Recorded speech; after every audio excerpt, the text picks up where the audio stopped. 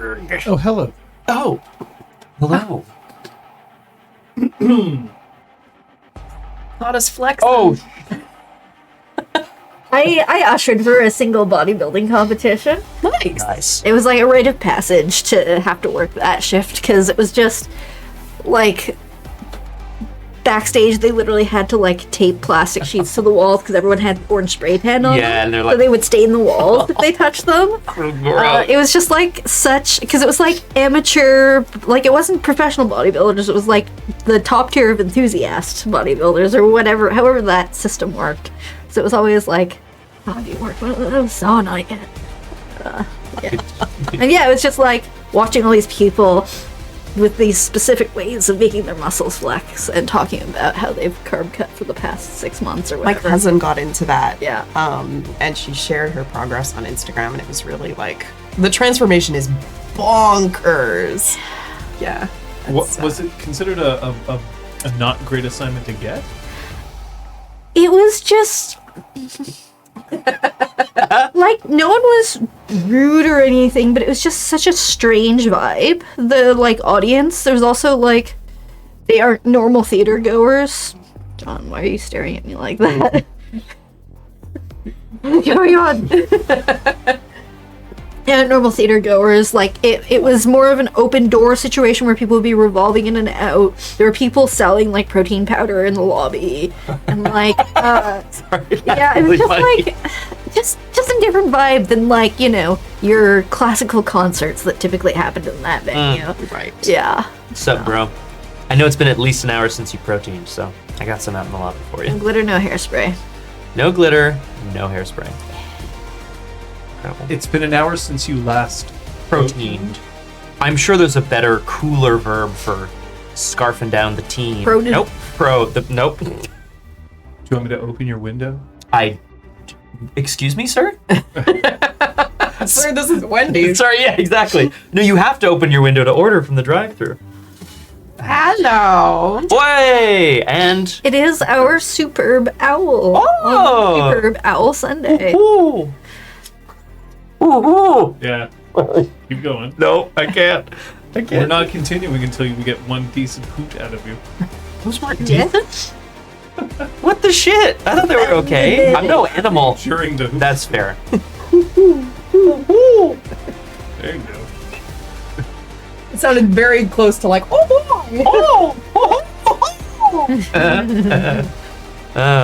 Oh yeah. That's my yep. Yep.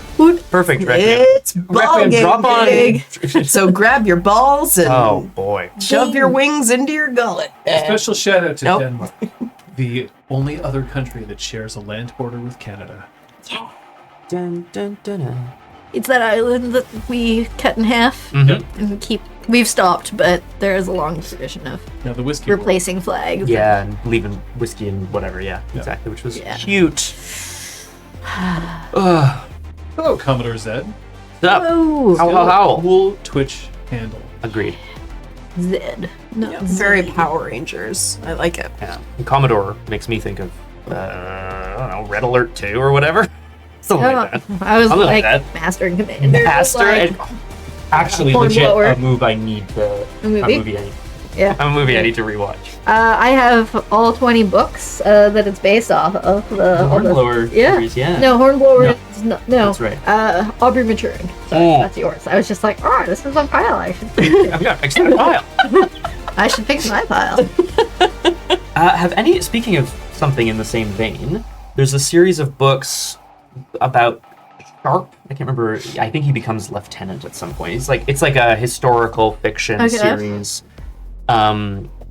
set during the Napoleonic Wars. I was big into historical fiction for a while, so those were pretty cool. Crazy. There was a made-for-TV series of films starring Sean Bean as Sharp, and he, spoiler alert, doesn't die because he's the main character. Yeah, that's one that he's famous By for. Bernard Cornwell. That's right. Yeah. That's right. Yeah. It's pronounced Sharpay, actually. It is. I will point out that, And Sharpay. that his It's not the person made nickname. that. So Richard Sharp's nickname was either Dick or Sharpie. Or Sharp Dick. His occupation is thief, soldier, and farmer. I'd love her. Oh. He's had 3 different spouses. Oh my. Dick Sharp. What a sharp. Dick Sharpner, should have said.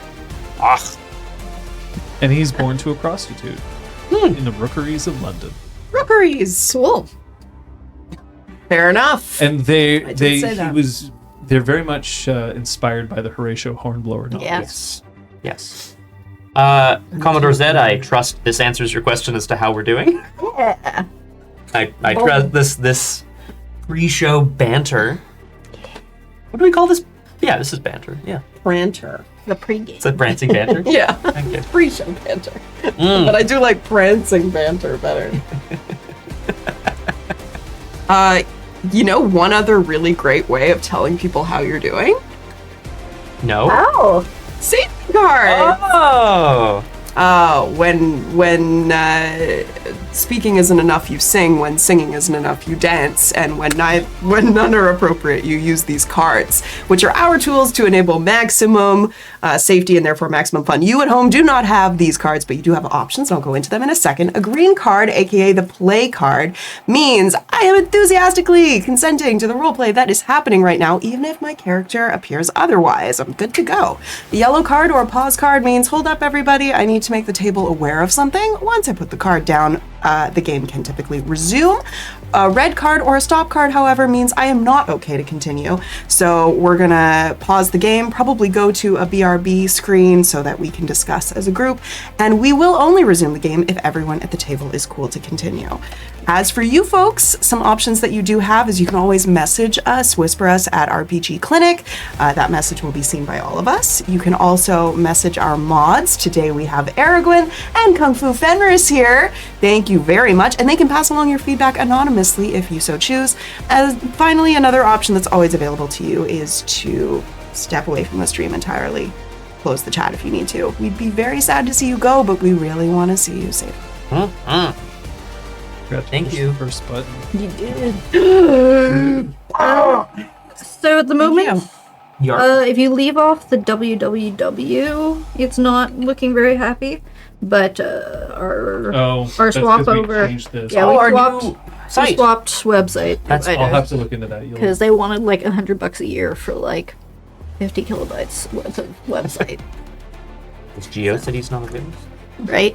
No, we're actually now with Google Sites. We're operating exclusively on MySpace now. Oh, no. What song do we embed though? Oh, Awake. Remind me in 3 hours to look up www transfer. I thought you were going to say, remind me to make a MySpace page. I was Or looking RPG over. clinic.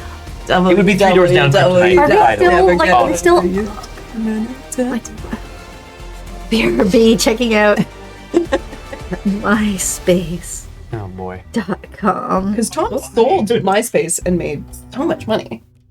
Yeah.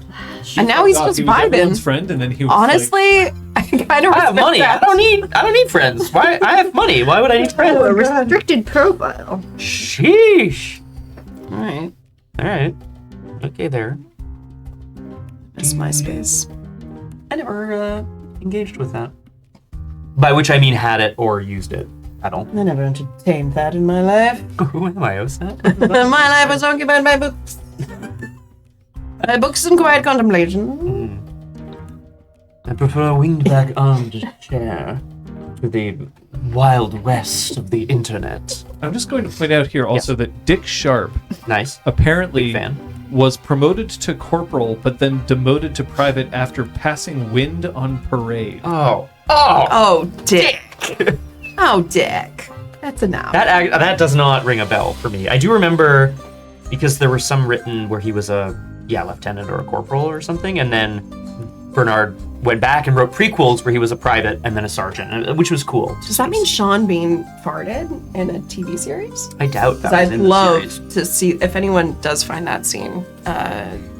Pass it to us on the Discord, please. If anyone wants to ruin their Actors don't history. pass wind. That's So- what Foley artists are for. Wind passes us. Sean Bean played there Sharp you in go. the British television series Sharp, Yeah. and Cornwell was so impressed with Bean's portrayal that he expanded Sharp's backstory to have him growing up in Yorkshire to account for his accent. That's a great art imitating life. New actor goal. He also That's avoided great. further mention of Sharp's black hair because Beans is blonde. Right. And Bean took over the part from British actor Paul McCann, who more closely resembled Cornwell's description. The actor was injured playing football during filming of the first episode. Wow. Yeah. First episode. That's fucking sad. Oh man, I'm set for life. I've got this TV series. Oh, my ankle. Sports are dangerous, kids. Yeah. Be careful safe. when you play sports. I was gonna say don't play sports. That's not what I do not advocate not playing sports. Just like be safe. Area Scott says, don't play sports. Area Man hates team or individual sports. He's a Doctor Who. Oi! And Splooey's here. Mind your doors. Windows. I believe it's time for us to check in on who displeases the superb owl. 3, 2, 1. Ooh. Oh, God. Stop limiting it. That owl noise. Food. Kate? I purchased Strength 5. Strength 5? Yeah. That's so much I strength. started with 4, so Yeah, strength. yeah. That was the inspo for our thumbnail. Yeah. The macros supremacy. Don't like it. Investigation 2. Got a second dot. You bought a magnifying glass. That's right. I have a loop. Holy shit, these aren't footprints. I can see Dante's dick. What the fuck? Sorry, was everyone here for this? Someone take a note. This is Sunday, February 9th, 2025. Elizabeth implied that Dante's dick is microscopic. Sorry, No, not she just microscopic, wanted to just small. see it in more detail. Right, in more Yes, detail. But without getting too close to it. Because she she's wants to gay, know you the see, so she details. famously needs to stand real far back. She doesn't want to touch Right. the She dick. only She is turns curious. straight. She's dick curious. Then she needs a zoom lens. Yeah, but like, those involve technology and things. Goddamn. Somehow I feel more affronted by that than anything that's happened in this campaign so far. And you're not even talking about me. I mean, I presume. I don't I know. almost killed Trace twice. Yeah. Yeah. And I feel more affronted by this. Wait. Oh. That's concerning. Holy shit, Requiem. Can you imagine? Yep. Yep, we all are Dante, now. just stay put. No reason. One way to kill a werewolf is... Fire. That would take such a long time. God. And yet here we are. Well. So yeah, that's what we bought. I think it's time for the recap. I got new friends. With the corrupted spider spirit vanquished, the pack reconvened and learned of previous attempts to spiralize the denizens of downstream. At Weathered Storm, the pack was introduced to Edward Smythe, Sees How They Run, a child of Gaia Philodox specialized in guru trauma. He revealed that his leg had been lost defending a cairn building led by Hannah in Detroit. It too saw success at great cost, and one traitor from those events survived. Trin offered to see this traitor destroyed and spoke in depth with Edward about his practice and the challenges he was facing by not forcing his help upon the unwilling. As they spoke, Dante investigated the strange ice crystals scattered throughout Weathered Storm and discovered their defensive and offensive benefits as a force of Gaia's protection for the renewed cairn. Sky spoke with Macris about new tunnels and arboreal hiding spots and debated seeking Edward's treatment.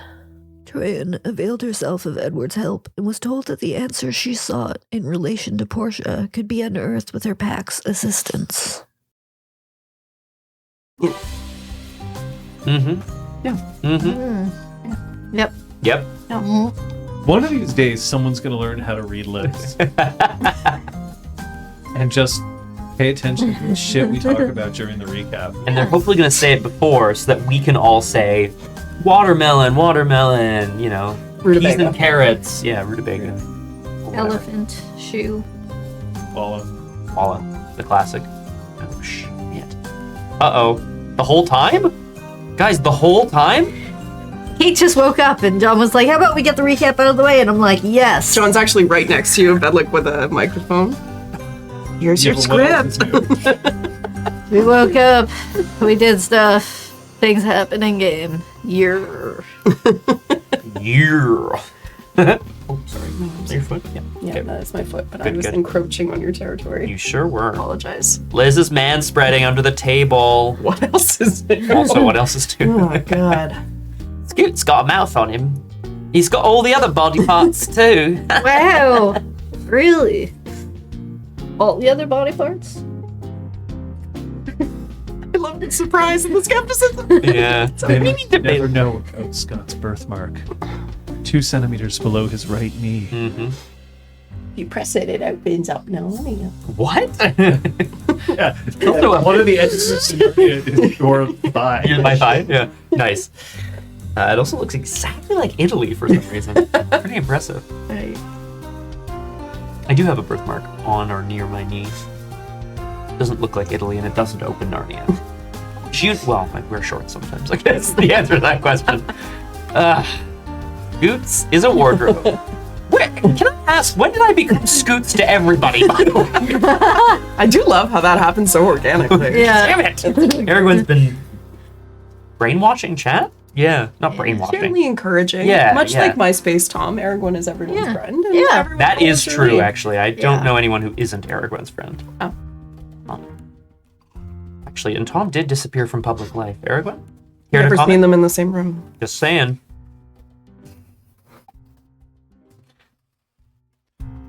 Are we ready? Yes. I'm never actually really sure if we are. Yeah, no, it's true. We say it, but, you know. The hardest one is when it's a new campaign. Yes. Like a one shot, it's when it's a new campaign and it's like, all right, am I pushing the button to go? And I'm like, I could exist in this space forever. The moment before a new campaign, where I don't have to worry about dorm.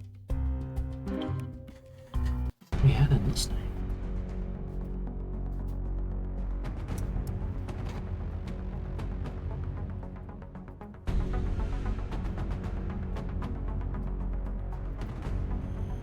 There's an interesting difference between playing Werewolf at a tabletop, playing Werewolf in a LARP, which I did for a long time.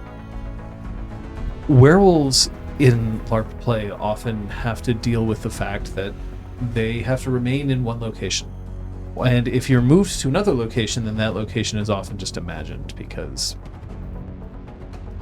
we played on Il Saint-Hélène. There is a pond on Il Saint-Hélène that had a rock in the center jutting out. And that was the cairn. But there was a game I didn't play. It went on for a long time, but it was before I was ready to enter into the LARP sphere. But my sister played. And it was a Black Spiral Dancers game, where all of them played PSDs. I don't know a lot about what happened in that game. I have hints, bits and pieces. The general vibe? Edgy teenagers being edgy. This is my shock face.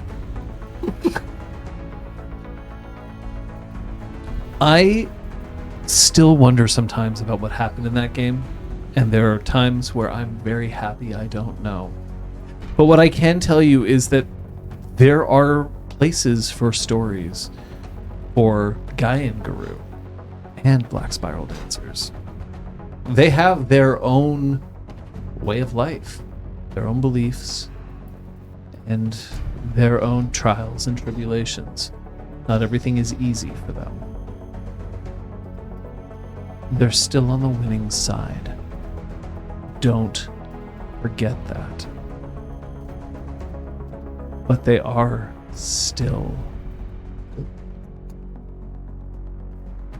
Whether or not you choose to acknowledge them as such is up to you. Where are you? Weathered Storm? Yep. Just all of us and Sky just sort of still within the cairn limits, but on a slight rise, looking back towards Edward? Is that his name? Yes. Thank you. Who's back in the sort of the center by the fire pit? Yeah. I also wanted to quickly answer the question about how we can be heard so well. It's because we have microphones hanging from the ceiling. They're just out of frame. I was going to So- message that back as well. Yeah. I missed that. Because question. John's is the only mic in view, so there was Yeah. a question about how we can be heard so well. Magic. So here. Magic. Ooh. Magic. Troyan just spoke to a new arrival who's staying at Weathered Storm about how she can process all of the shit with Portia, and he told her that her packmates have the skills she is looking for. Macris is also at the cairn, speaking with Sky, and in the process of encouraging her to also talk to Edward, because she saw some shit during the end of this night. Yeah. A lot of them need to talk to Edward. I would argue most people need to talk to an Edward-like figure in their lives. Yeah.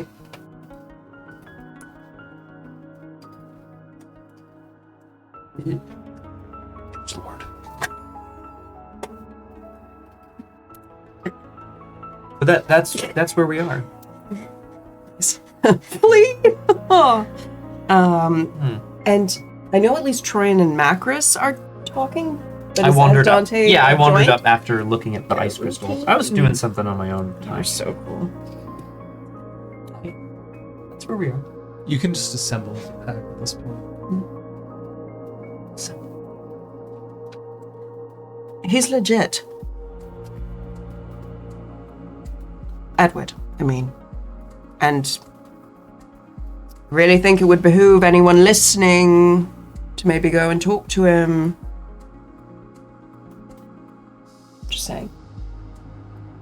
We're all right here. Anyone else? People? No. Dante looks around. Your and- packmates are immune from trauma. Apparently, Oh, sick! Really? Oh, shit, hang on, I gotta write that down. Fucking hell, that's good. Impervious to bullets, Mom. Yeah. Yeah, I like that. Yeah, Dante looks around to see if there are perhaps any guru nearby that would be hiding from view. Implied by Troyan, but probably not. But I'll She's more so implying people have good hearing. Because we Wits awareness. wolvies. awareness. I'm gonna heal my superficial power damage. Oh, choice. Good choice. Because it's the start of a session, not because you feel like it. Right. Yes, I should have said. Yeah. Should have said. Man. Thanks. Let's go 3 Well done. successes. Sky is still close by. Mhm. Otherwise, you don't see anyone else. Okay. All right. Did you get any answers that you needed? Yes.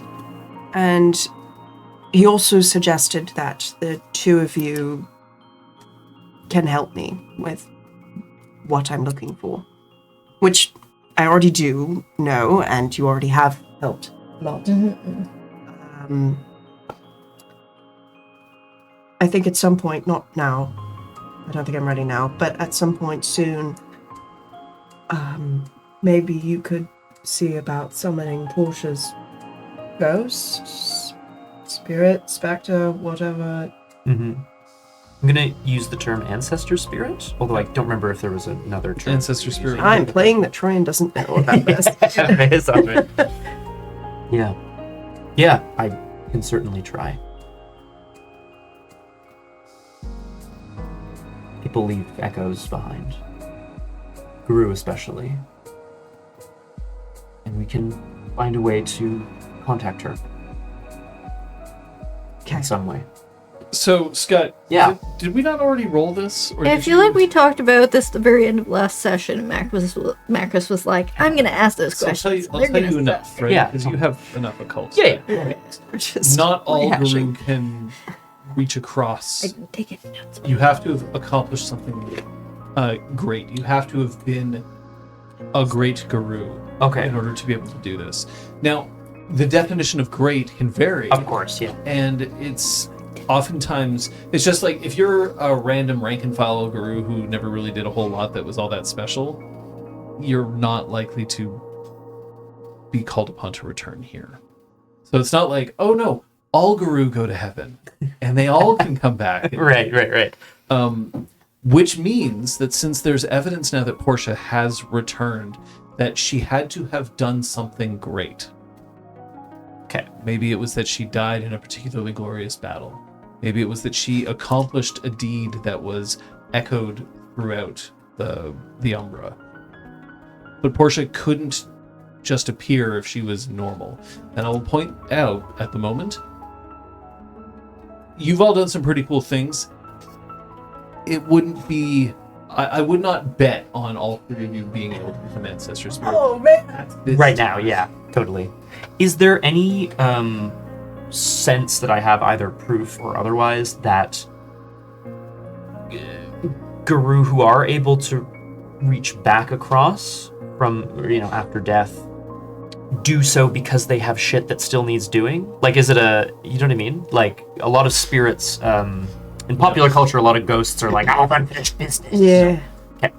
Just that it's a they're renown. not ghosts. Right. Yes, right. The thing is, they may appear good for us. because they have messages that they want to pass on. Mm-hmm. But it's not like, I have something left and I won't be able to go on to the happy hunting grounds until such time. Yeah. No. Okay. Kind of more so like force ghosts, maybe? That's probably probably a better way of looking at it. Fair If we're gonna be because all of those Comparison? important Jedi folk, right? Yeah. Okay. Yeah. She must have had great renown if she was able to speak with you, and you were able to speak with her. What? No, it What? reminds me of a comic that I saw recently that was, hey, why do they call them Jedi? And because their previous name was pretty bad, Foreskin. Oh. That's pretty funny. No. John, I also have a note here from the end of last session that says Slade appears over the hill. Yeah. Oh shit. Okay, just a second. I forgot she was nearby. She's so. not in earshot. No. Cool. So we can make that happen. I always knew she was exceptional. And yet we don't know much about Not her Karu side now. deeds. Yeah. One last thing that I will point out. Yes. It doesn't necessarily mean that other Guru know what she did. Right. Right. So it's not. So it isn't specifically like, oh, you have renown 15 or It's not like she's it's- famous. If you go out in like a really cool way, for instance, I'm not saying this is what happened with Portia, or you did something that was awesome but no one knew about it, that could still make you eligible for this. Right. How to... Because it's a spiritual sort of like process. Yeah, Yeah. that makes so much sense. Okay, cool. It often is tied to renown, but not Yes. Okay, cool. Because remember also, renown is more tied to how spirits view you. Right. How your deeds are Yeah. viewed by this. That's a change. In previous versions of Werewolf, you had to petition for a renown upgrade, and then like Guru basically were like, yeah, that's how much renown you have. Congratulations. Want to sweep up the cairn again, buddy? That would literally be one of the ways for you to gain honor. No thanks. I mean, like, fine. Anyway, sorry. Not in this edition.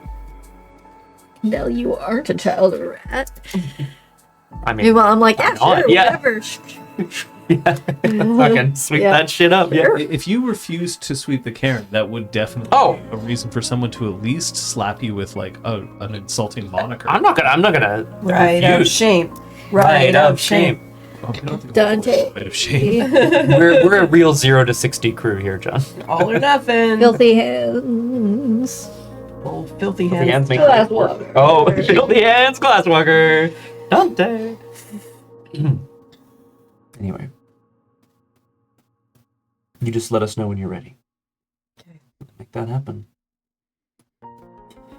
There's going to be a gathering for the departed soon, for dusk, for dew. Do you think that might? I don't know. Do you think being a part of that memorial celebration of their deeds, of their lives, way of remembering them, do you think that might put you in a headspace that would be hopeful? I think they need to be honored. Of course they do.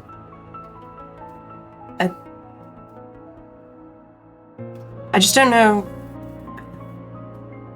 She doesn't. I don't think it can be here. Talking to her, it just doesn't feel right. New York, then. Yeah. We have to see the Northern Guard anyway.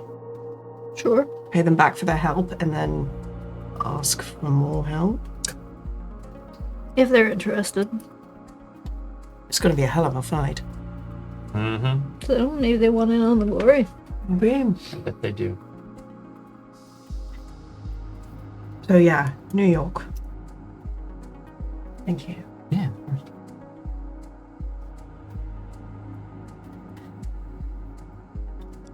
I know I keep doing this, but I'm going to give you one more thing, Dante. Yeah. To maximize your chance of becoming a legendary spirit, you need a gathering for the departed.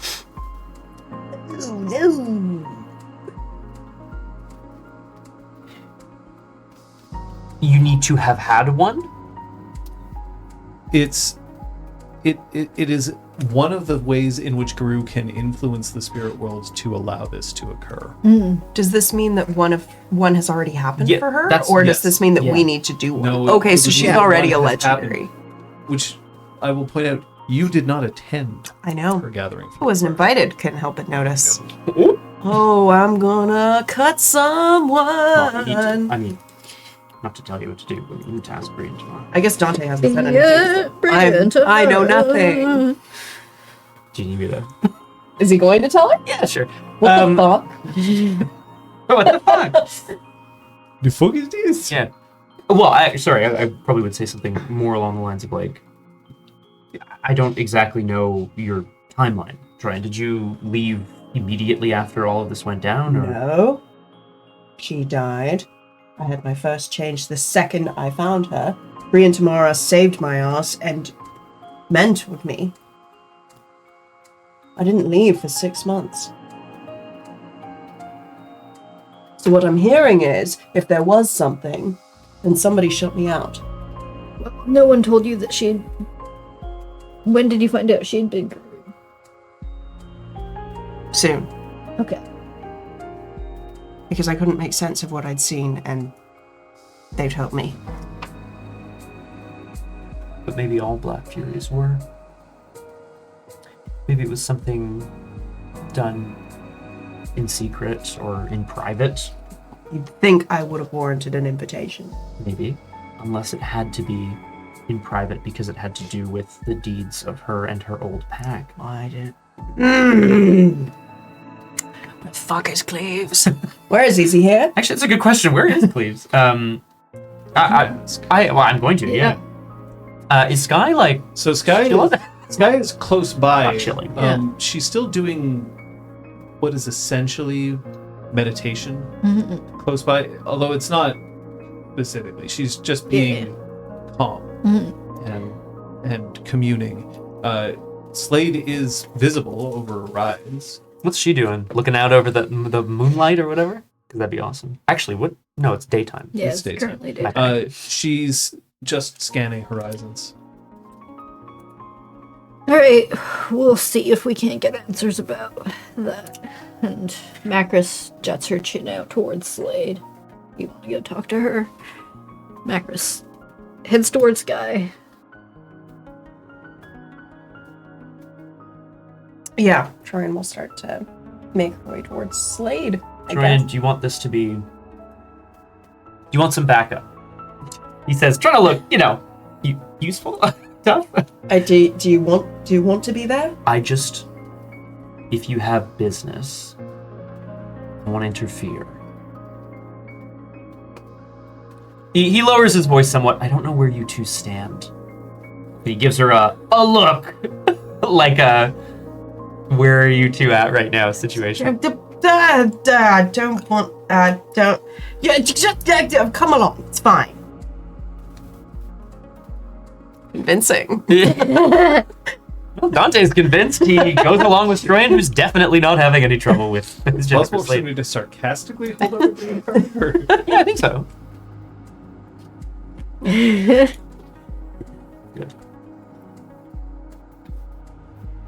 Yeah, I'll accompany Troyan as she heads towards Jennifer Slade. Sky is peaceful when Macris approaches. You mentioned you were considering talking to Edward yourself. Yeah, I was. Corinne spoke to him and she seems fine. So he isn't going to scramble your brains. She takes a second to think about the logic of that statement. I imagine the chances are better, yes. I'm the one who brought him here. Yeah, and yet you're hesitant to seek his aid. I'll go. I'll go right now.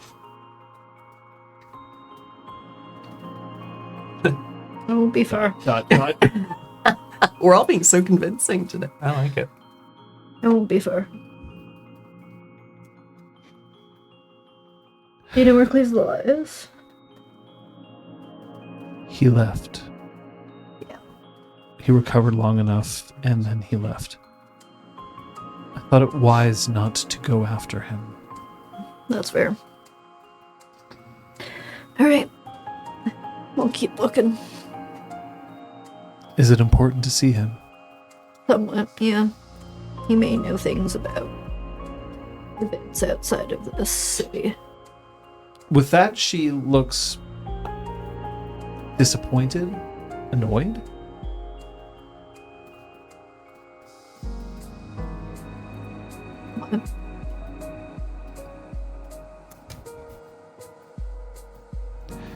I wondered whether he had his last battle. Could be. Doesn't mean we can't talk to him. Unless he's walked off into the woods for to be seen. No way am I telling you that you can't go talk to him. I'm not certain if he's ready to rest. Well, piss him off once, I can do it again. See if there's still some fight in him. There's a sliver of a smile at that. He can still pack a mean punch.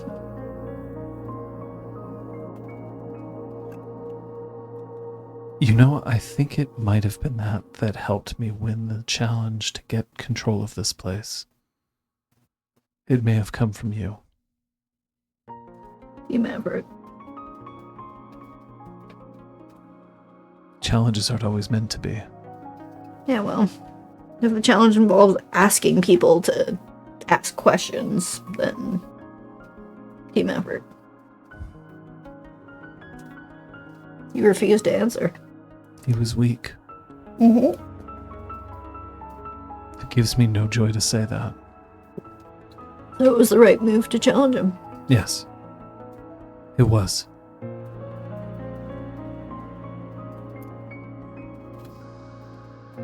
Where are you in relation to her? Standing close to her. Yeah. She reaches out to squeeze your hand. I squeeze back. Once Slade clocks that your head, I assume you're not sneaking up on her. No. Gotcha. Maybe Dante is. My head comes up. She starts to head towards you. Her movements are much stronger than they were before, so she's clearly had some chance to regenerate some of her bustedness. But then she does sit when you arrive. Just not 100%. Try and takes a seat then nearby. How nearby? Like, what up nearby? Or we are, we are intimate partners nearby? What up nearby? Okay. Because of Dante. Yeah. She does. There is. I said that? Holy So shit. Oh my don't god. 2016 Liz. Brutal. That's got 150. It's an early one. And And Dante. it was while I was playing Final Fantasy. I was gonna say, what the hell? Well, in the original Final Fantasy, if you killed an enemy, you had to say what all 4 of your party members did before they did it. So if, like, your fighter attacked and hit something and it died, if you also told your black belt to attack that thing, it would just go and then write ineffective at the bottom. Right. So that was a written burn. That wasn't a spoken Yeah. burn. That doesn't make Liz it must have been. It just a means it's more, Yeah. you know, targeted. pointed. Yeah. Out. Look at him. It's gonna be one of those. Are you sitting down? Yeah, I'm crouch. Like I'm just crouching down. Squatting. Yeah. Doing the Slavic squat. Yeah. Slavic Scott. That's right. And he kind of like takes in Jennifer Slade. You feeling better? Yes. It's good. There's a bit of a like look at Troyan as in like, what the fuck is he doing here? Oh, God. We need to talk to Cleves and I. Why? Because he used to be in a pack with Portia, And and I need to know about that. you need to. Yes. This is not like a, oh, so you need to. It's not an attack. She's just running it over in her head. Yeah.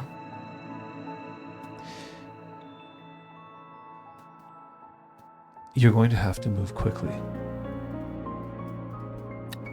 Okay. What do we need to do? I'm honestly shocked he hasn't asked for his winter wolf right yet. But you think it's... There's a bit of like a, come on. To which Dante shrugs. I haven't seen him. I've seen him do things that would destroy the mind of that Galliard that you're running around with. And now, he spends most of his time in bars or at home, on his couch. Except now, I don't even think he's going to his home anymore, because he knows he can be found there. Well, that was a good shout. So if you were going to try to find him, where would you go? Dive bars. So not mine. Not yours. Compliment. Cleves Elias most likely going to bars where you can look and act depressed. No one's going to blink a second eye at you. Well, it's amazing what one conversation with Macris will do for a person. She's a loaded gun.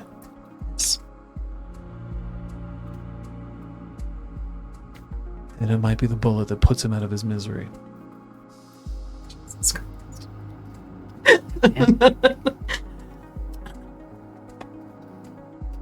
I'm not sure if he's going to be able to remember what you need him to, but you can try.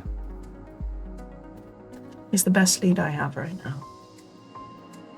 There's like a pause, and then she swallows whatever she was going to say. What? I'm not sure that's true. But Why? he's a lead that you haven't investigated yet. My Why? other best lead is in New York. Because he's an old wolf. Because he is this close to being out of the fight entirely. And yet he showed up to fight for Weathered Storm. I don't think any of us expected him to, and yet he did. He got dragged. He was in better shape than you. Tell me I'm wrong. He's got bite to him still. Insight. Motives do not apply here. You're also welcome to roll Insight if you want. Do it. Yay! Screw it all out. I wish. You punch her in the face. Macris, I'm going to reset your rage to 2. Oh, thank you.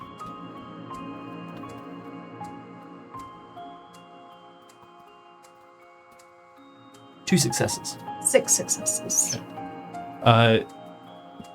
Scott, Yeah. with your 2 successes, what do you want to know? I want to know if like Jennifer Slade's been very Slade's been very clear what she thinks is going to happen to Cleves because he's at that point in his life, but how does she feel about it? Is it a fact of life, or is it like regretful, or you know what I mean? Okay. Slade feels protective of him. And it's not that she's given up on him, but it's more that she's already mourned him. So it's not that she's given up, it's that she assumes that this is what's going to happen. However, 6 successes, what do you want to know? I mean, I guess just emotionally, like where she's at, but that gave a lot. If there's anything additional that might be like surprising, not. Her pack's in tatters. I mean, One of them's dead. barely exists. The other one is 1 foot out the door, one way or the other. Woof. So she feels at this point that her pack has been dissolved. Shadow Lord, who doesn't have anyone to either lord over or lord under, is somewhat aimless, and she recognizes this. It would be easy for her to write Cleves the Lie off and be like, that's it, that's done, and I'm going to move on to the next part of my life. But she cares about him enough that she isn't willing to do that, and part of that she feels might be weakness on her part. But maybe not. It's something that she's wrestled with, because she also knows that if she abandons him, then it's almost certain that he's just going to fuck off. And maybe that's what she needs to do. Roof. Yeah. It's his time too, right? Like, Well, exactly. A happy, fun sunshine. Oh, Isn't it? right. If If you the Winter wanted Wolf to. exists for a reason. a right? game of It's happy, not, fun like, sunshine horror. Yeah. It's not. I mean, it's always a surprise when a guru doesn't like go down fighting, Yeah. I mean, and yet that's. and the it reality. feels almost wrong. Yeah. And yet. I think we were all surprised when Cleves survived the. I know I was. But like that's in a good way. Yeah. We never actually had that talk No. about Oh yeah. the decisions that you made that did Yeah. not result in Whoops. some fucking death. There were many scenarios in which Cleves the Lie was just not coming back. Yes. We saved him. Oh no. Him. Yeah. Macros, you see the text. It's from your friend. Which friend? Or Come on. Josh. Or Yeah, Becker says so many friends. Or It's from Josh. Josh. Josh writes, met someone. Think you might be interested. hell yeah. What? Damn it. And then need your help. I have nothing to wear for this date.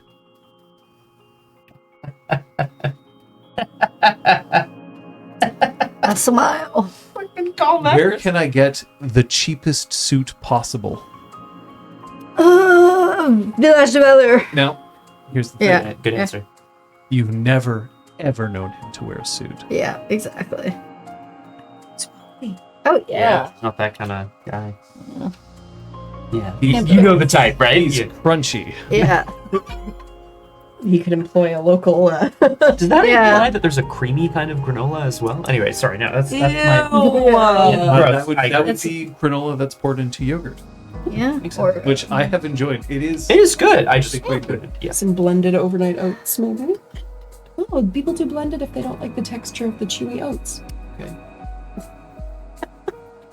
Got some trail mix over there.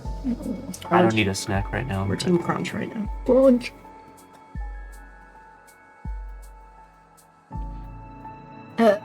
Yeah, she texts him. Like, yeah, she says thrift shops. But not the cool kid thrift shops. The actual ones. She's not going to be impressed by thrifted clothes. Okay, then why does it have to be cheap? because I don't have a lot of money right now. One of these faces. Okay. Am I really taking you shopping? Question mark. She's Pentex.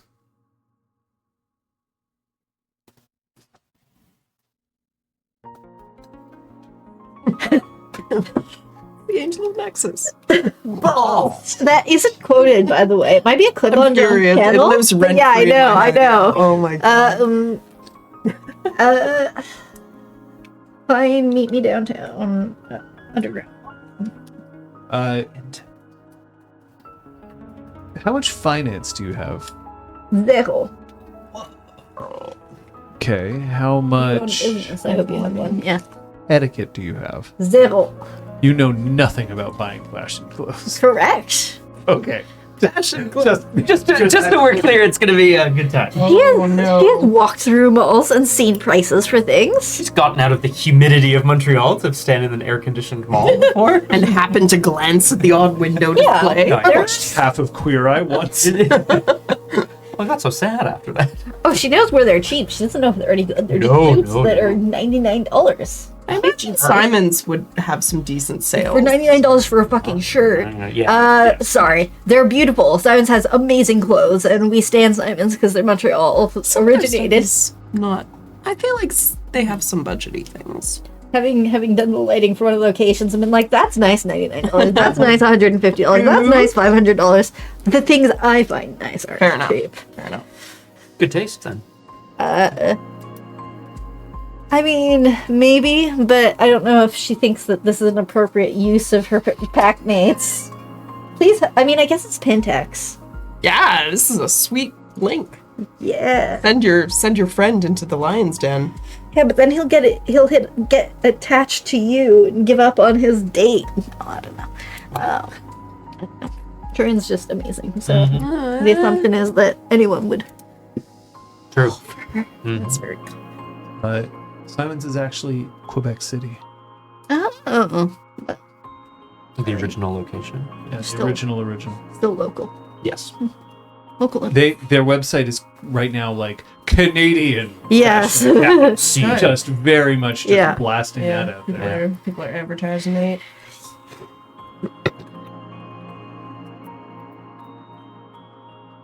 I don't know, because I've been trying to give him enough space to figure things out.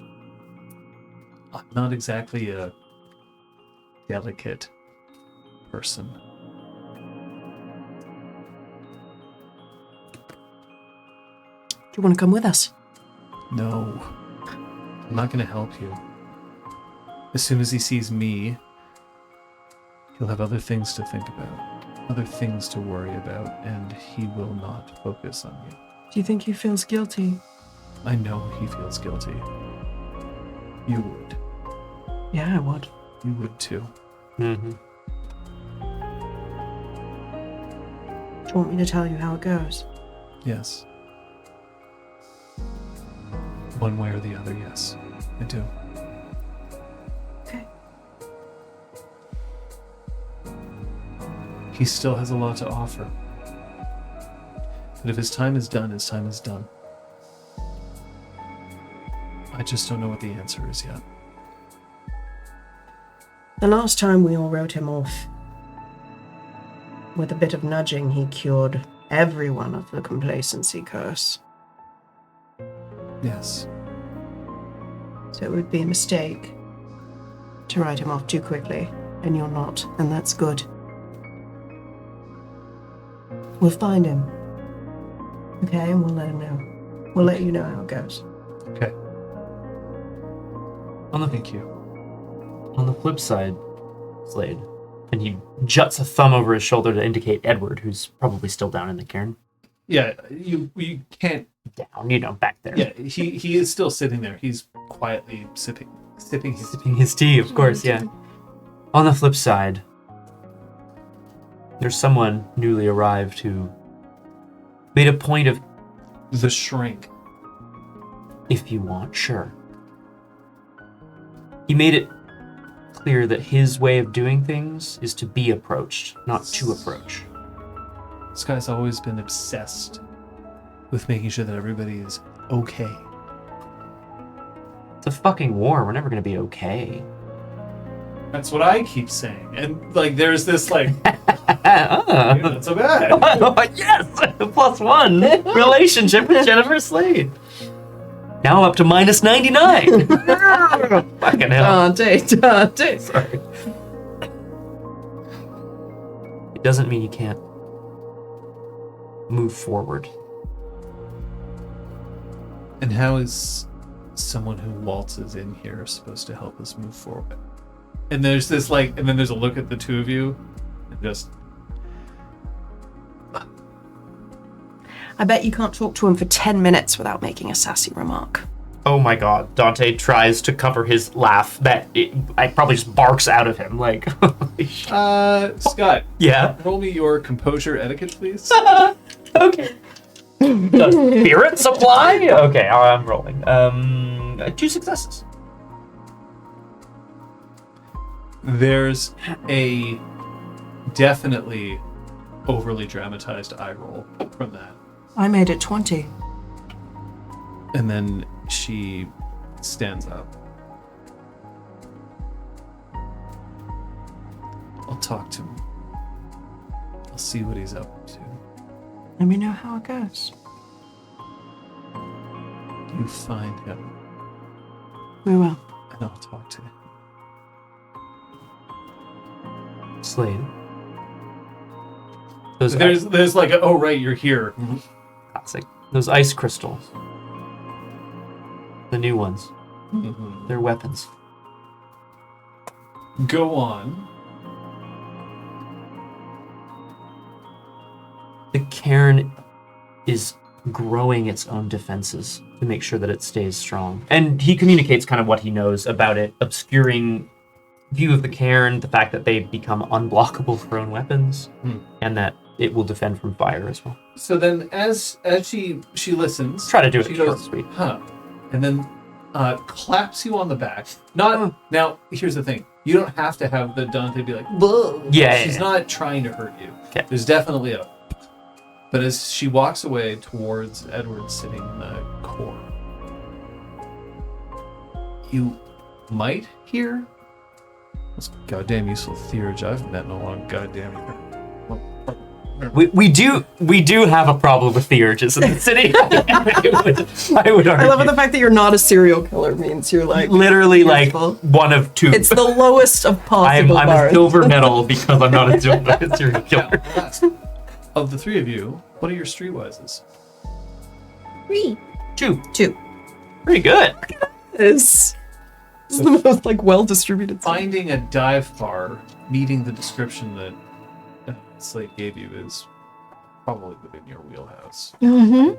Especially if we combine forces. Because also we know where he lives. Yeah. So presumably it would be in that area as opposed to like fucking, champs or whatever. Well, Unless maybe not. he's afraid of like Macros showing up. Oh, shit. I would He's too. avoiding his home. To get inside the mind of a Philadelphia. Oops, I missed one of those words. Oh.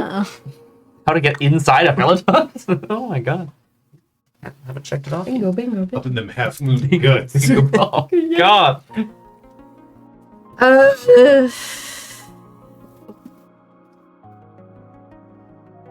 Yo. Kate's dead. Oh god. No. Pew. Powering down. Yeah. So, gotta find a dive bar.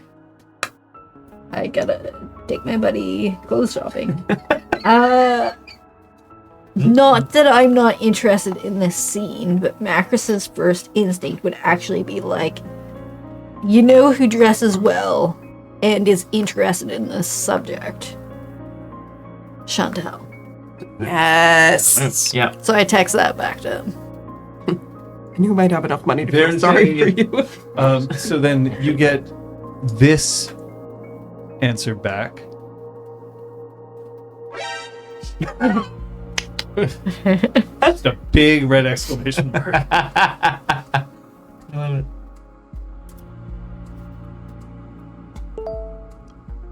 I'll contact them. I will too, and I will text to the moon. So that mutual friend of ours may have a lead on something spicy that we want to extinguish. Wait a second. Obsessed. What? Can you repeat that and who you're telling that? I'm telling this to the moon. Yeah. So that mutual friend of ours may have a lead on something spicy that we want to extinguish. Hot. He needs a suit for a date. You want me to take your on the hook boyfriend What? suit shopping? Question mark. There's nothing romantic. Excuse me. Uh-huh. Incredible. Platonic relationships are real, you piece of shit. That honestly, they will respect the shit out of it. I think. Or are you incapable of having any non-sexual relationship with people? In which case, are you busy tonight? Ooh. Bitch. You're welcome to come question my ways anytime. So are you gonna help him or not? Of course I'm going to fucking help him. Thank you. You don't know shit about buying a suit. How important is this? Am I paying for it? I don't think we've briefed them on the Pentex situation. Not really. But I would say, I'll fill you in on the details in person, but it's big, and capital B big, capital I important, and worth our resources. I'm going to make him look so good your ovaries will explode. Thanks. Lowercase, no period. Yeah. That's really good. God damn it. Obsessed. I shipped this so hard. Thanks. To the moon, they are very rich. Yeah, Their favorite thing to do is to scam crypto bros. Yeah. Correct. But then spend money, I think, on like crotch rockets and fucking suits and stuff. It's awesome. So To the Moon does have a lot of assets, but never keeps much of it for long. They're very good at scamming people out of money, but then almost always diverts that. The thing is, in order to pull the scams that they do, they have to have a certain image. Yeah, And certain mention. there's probably a certain percentage of, I deserve to look this good. Correct. John, would you say that of everybody that has been introduced in this campaign so far, To the Moon is the best dressed? Like, would you give them the best dressed award? Slade gives a very close run, agree with but they have different fashion. Fair enough. Slade is very much like, I am a brutalist, sort of like, this is how I am, and you'll fucking deal with it. Nice. To the Moon is more of a chameleon and can fit in with different crowds and the way that they want to. So To the Moon is probably more talented at clothing, but Slade has found a style and stuck with it. Apotheosis is a little random in the way that it is. And while they often dress in ways that, 20-year-old script kiddies will lose their minds. Dante. She doesn't have enough of a defined sense of style to be able to pull that off. But also, she's easily the best dressed Wolfborn. Yeah. Thank you very much.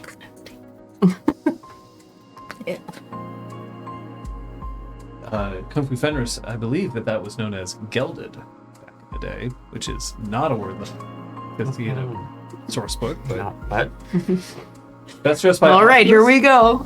Arun would be Slade. Yeah. Damn it. Galliard, at the moment, it's Apotheosis by default. Yeah. Zach is Kid. Zach's a kid and doesn't have enough money Yeah, exactly. to dress properly. For Philodox, Oh no, to the moon. would be to the moon. Yeah. Theurge Like- would be Dante. Yeah. Again, by Yeah. default. It could have been Hannah. It's not. No, Hannah wears Hannah- like Hannah is gloopy coats. She's and, currently like, wearing oil scrubs. slickers and shit. Hannah's Currently like wearing that Oswald. witch- Yeah. She wears a bag. On the And left. Ragabash is Guy Boucher. Yeah. Because he also rolls with the Mm. eye rollers. Immaculate suits. Nice. Damn. Yep. Oh yeah, actually, you'd be good too. It's better. Actually, he's already threatened to take Troy and suit shopping. Nice. We're all going shopping. Everybody's Yeah. going to shopping. And meanwhile, Macros is just lurking around dive bars. Can you do that at the window? Oh. I'll give you something for you if you want.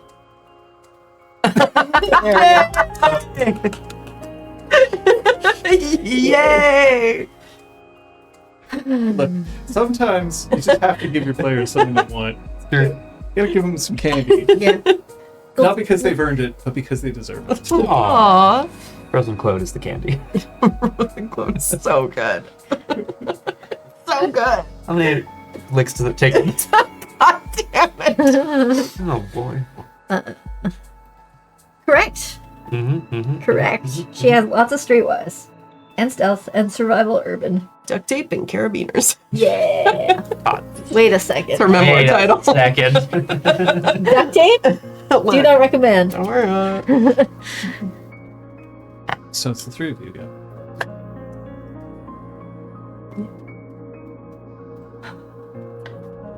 Okay. We could go to the Dakari. There's some seedy places along there. Oh boy. You think he's a Bumpare kind of guy? I think he's trying to go places Maybe that Solaris. don't match him. Nice. Such good food. They're so kind of depressing. Why don't one of you roll your wits streetwise? Sure. But you can get some extra help from both of these chums. Do you have? You each have some streetwise, Right. And is it carefully considered? The Yes, you're box taking help? some time. Yeah. Fox. Is he lost or overlooked? Yes. You say metaphorically, yeah, for sure. Like Sure, why not? spiritually. I mean, yes. Dice. Thanks for all the help. Whoa, But I have exalted. two rage dice, so it's all just gonna go to trash, and I'm gonna like Holy shit, shred you brutal. through the You wall. brutalist with two raid sides. Yeah. Oh my god. Oh, still so exalted. Exalted style. I like. Oh, Jeez. yeah. Right, these two were not. Okay, I'll take that. Holy balls. Not. If we get enough success, Brutal. does he just come to us? You manifested him. yeah. So 8 successes. delightful. I want you to think of a place that artists go.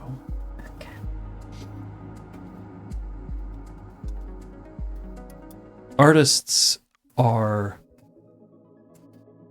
a strange lot in that they often have to be self-actualized, but yet carrying a weight, an existential weight on them.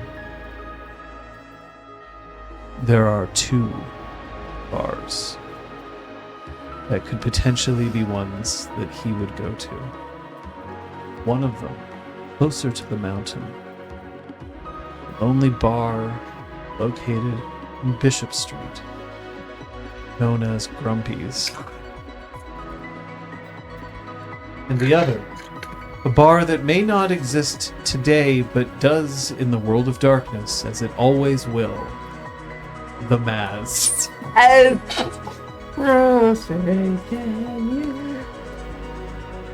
I will say that the Maz is the more depressing of the two. And it's further from all the people who know him. It's definitely the more depressing place. Greg, let's go to the map. Grumpy's has been an artist hangout at least since the 70s. Because when my father found out that I was going there, he's like, "What are you talking about? That's where I used to go." I'm just obsessed with the fact that it has survived Yes. There's so many other places Like haven't. our Irish embassy, not actually an embassy. Next door, like gone because it was turned into condo. It's just like Comedy Works is gone too, isn't it? yeah. It really gives off rat vibes though. The idea of like you overlook it, it's kind of shitty, but it will last forever. Yeah. Grumpy survived in no small part due to Vampire the Masquerade. Yeah. For a while, the Tuesday Vampire the Masquerade LARP was keeping that place going. Yes. Wow. And then when they became popular enough again, they asked the LARP to not go there anymore. Yeah. I, at the time, was outraged. Now, You kind of get it. probably the right thing. Because we were speaking about edgelord teenagers. But we're not going there. We're going to the Maz. Are we? Are we going there first? I mean, Where are you going? Well, Yeah, sure. I mean, If you- Troyan maybe. Troyan just feels like if he doesn't want to be found, he Yeah. wouldn't be downtown. That's fair. That's. Yeah. All right. Very well. I don't think anyone lives in NDG. Alice did. Theo did. Did. Yeah. Serial killer. Perfectly. Everyone moved out. But it's also reasonable to assume that people don't know about Theo. Yes, That's for true. sure. That's super fair. We've actually kept one effective secret. So proud of us. Nice job, team. Yeah, it's in that block, Yeah. I think. I think that first block, so I'd say the middle of that block. Whatever. It's in Yeah, the, Rustic it's like Pub where the is Yeah. oh, it's now called rustic pub and grill. Yeah. You don't exist in this world. There is only Maz. Oh, Maz is low. Maz is life. So, Rustic Pub and Grill, you're going to add to the 0.8. And you can remove the little pop-up, the Oh. Google Maps stuff there. Oh shit! Yeah. Okay, good. I love it. Yes, I'm thrilled. Let's just get rid of all that. So, no. Said it's the Maz. You are not authorized to change this business's name. Can you imagine if it changed it for everybody? Yeah, So, to give you an idea of where the Maz is in relation to everything else,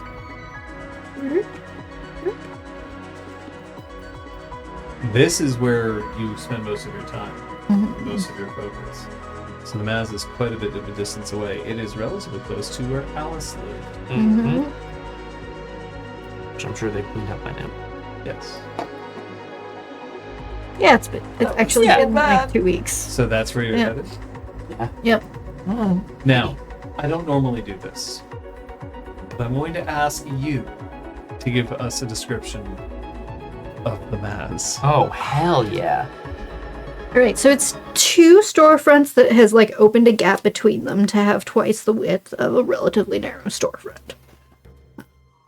One side was very heavily pool table oriented, I remember, and then the other side had the bar proper with like more seating and stuff. The video lottery terminals.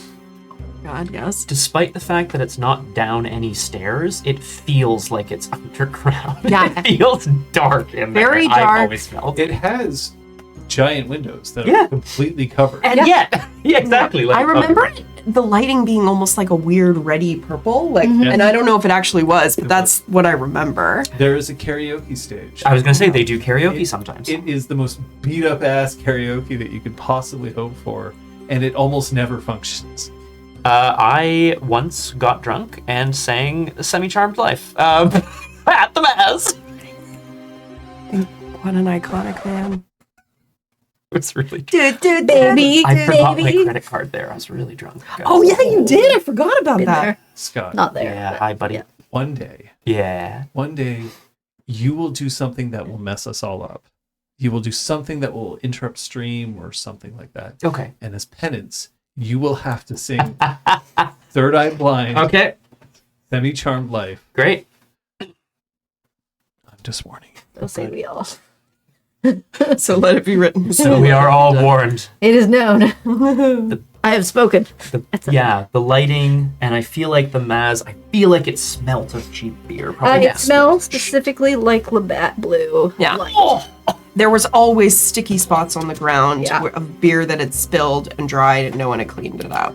It's like, you know, you could say that it's mahogany, but it's just like been stained and restained and painted over, like the wood there, and it's so dark that it just makes the space seem even darker. And the world's sketchiest ATM. Yes. There was a horrible little cash machine near the front doors where you're like, I feel like if I use this, I will be frauded. Yeah. World of Darkness enough?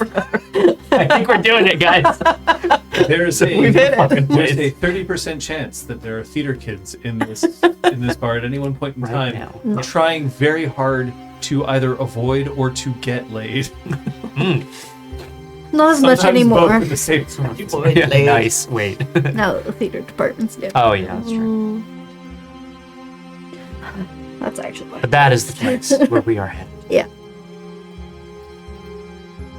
It is an especially chilly November evening. There's a certain amount of frost appearing on the bar because, of course, its heating system sucks and the insulation is not enough to contain the rank odor of stale beer and bad bathroom vending machine deodorant.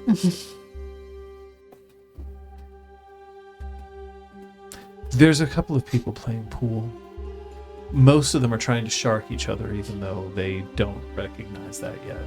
That everyone here has played a lot of pool, and that everyone here is intending to walk out of here with a lot of money.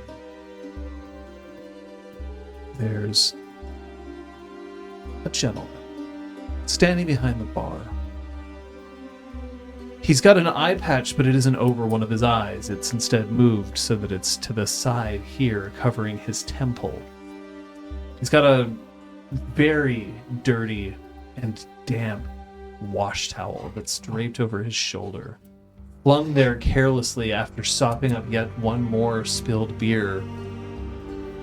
And he seems oblivious to the fact that it's seeping into his t-shirt.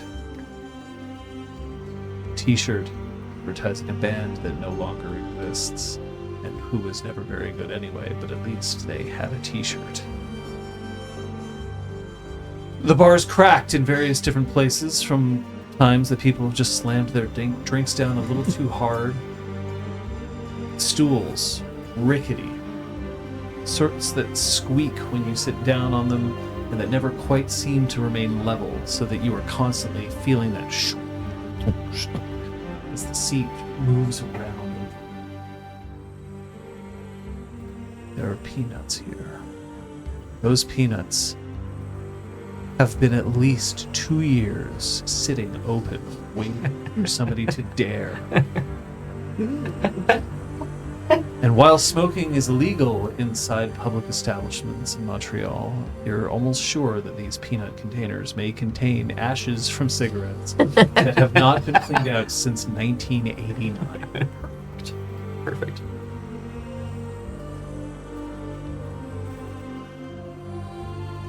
Sitting at one end of the bar, there is a sallow-faced woman who is disinterestedly talking to Cleaves the Lie. He's wearing his flannel shirt, jeans that look like they've been recently purchased, so haven't had a chance to start with any kind of tearing.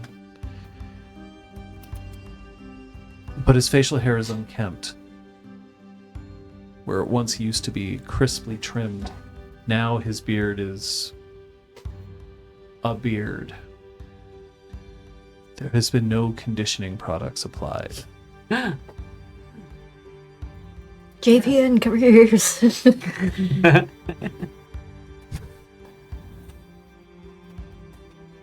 He does not notice when you come in. But it's only a few seconds before the woman tosses her head back, gets up, and then walks away, shouldering past the three of you with the carelessness of somebody who's just completely bored. She pushes out into the night, wearing far too little clothing for what is a cold, almost winter's day. No stockings for this woman.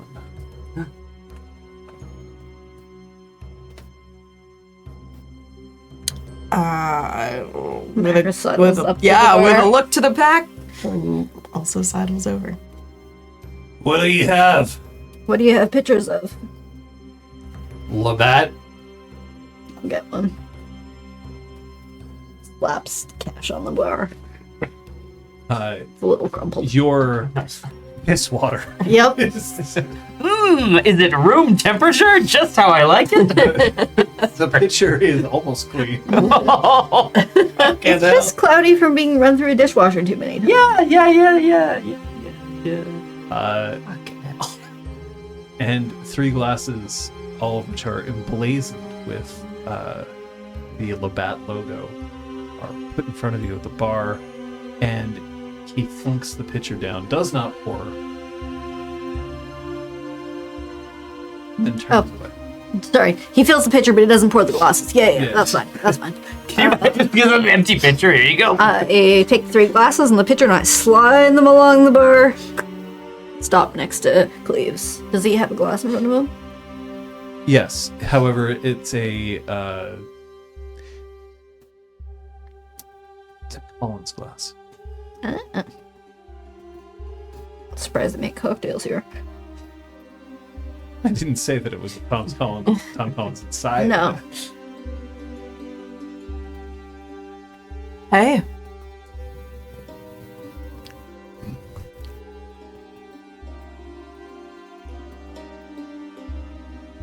I've never seen you here. We were looking for you.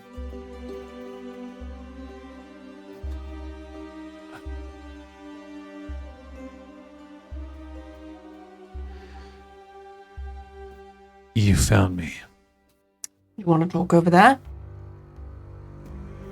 You're indicating like a place A booth. bit further away from Yeah. the bar. The little tables, yeah. With the polyurethane like cushioning. Yeah. split. Yep. You want to talk over there? You can just talk about Okay, personality. no, Sophia, you can be in dirty. Yeah, right. We're allowed. No, I know. She's judging the bar. Oh as a yeah, whole. yeah. There's instincts. They can rest. I don't know. They know. And he stands up. He leaves his glass, which is empty at this point, there, and just shuffles his way over to the booth, slides in. Dante asks for a 4th glass for the beer. From the bar. Here you are, your majesty.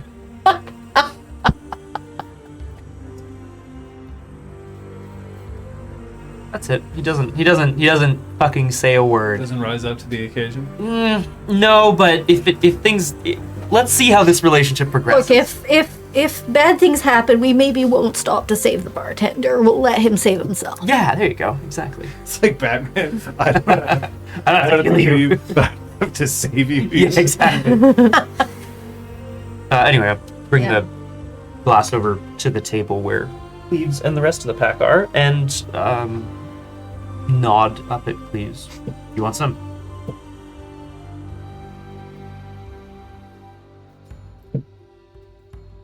The pitcher is enough to basically fill your 4 glasses, and that's it. Yeah.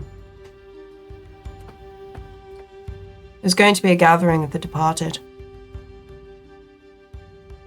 For those lost during the battle.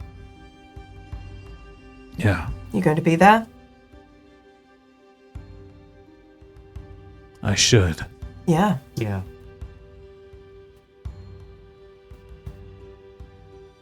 We gotta drag you? There's just this like, who the fuck are you expression on his face, but like it does not. You're in the purple haze of this place. It's a lot less threatening and a lot less intimidating.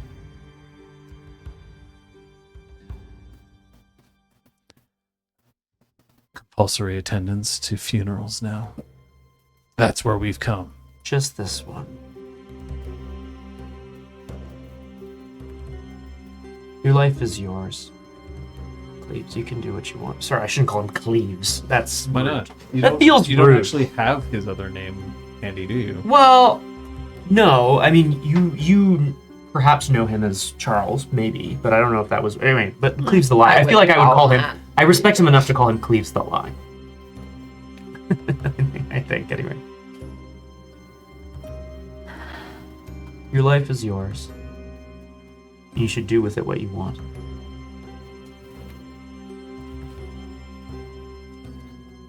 But bidding farewell to a pack mate feels like the right thing to do, doesn't it? Packmate. Yeah. There's no pack anymore. Can't you honor what you had? Yeah. I can. So why don't you?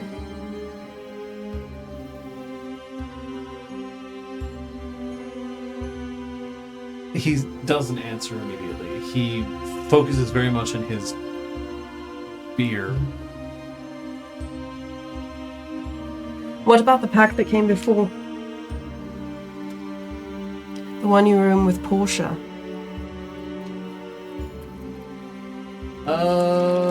That's gonna be a win site. Ryan, the other guy's name. Yay, thank That's you. his name. We don't have a D name or anything for him. Winsight. Hashtag Winsight. Well, because I can. No. Brutal. That'd be great. 4. There's definitely a flash of recognition at the name, but he's not saying it.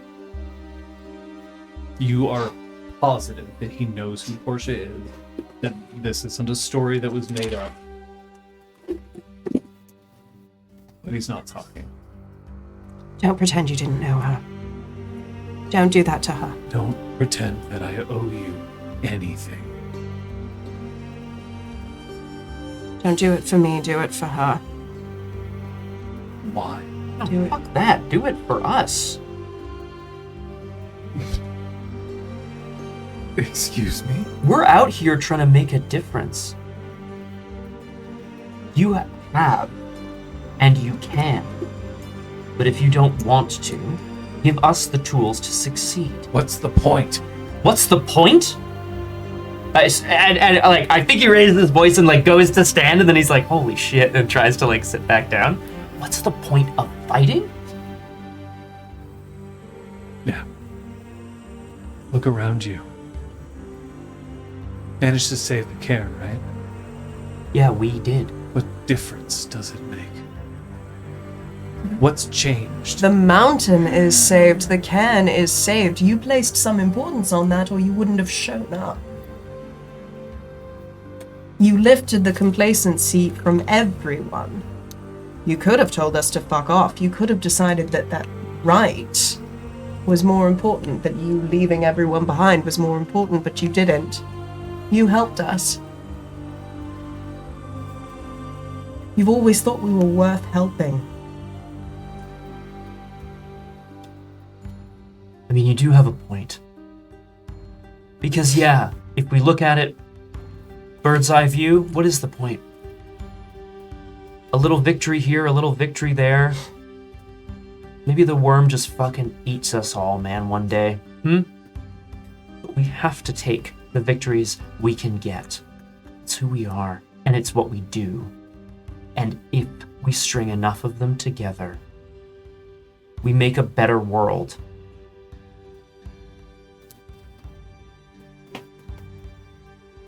He looks at the one person who hasn't said anything yet other than in my mind, she sat next to him so that he's stuck in the booth sort of thing. Nice. Yeah. Giant, like, yeah. I get it. You've decided it's pointless.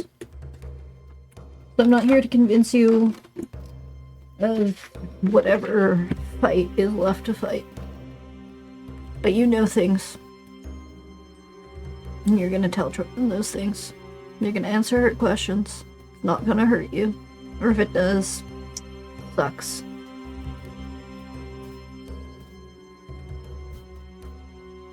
They're just words. You familiar with what a stare down is?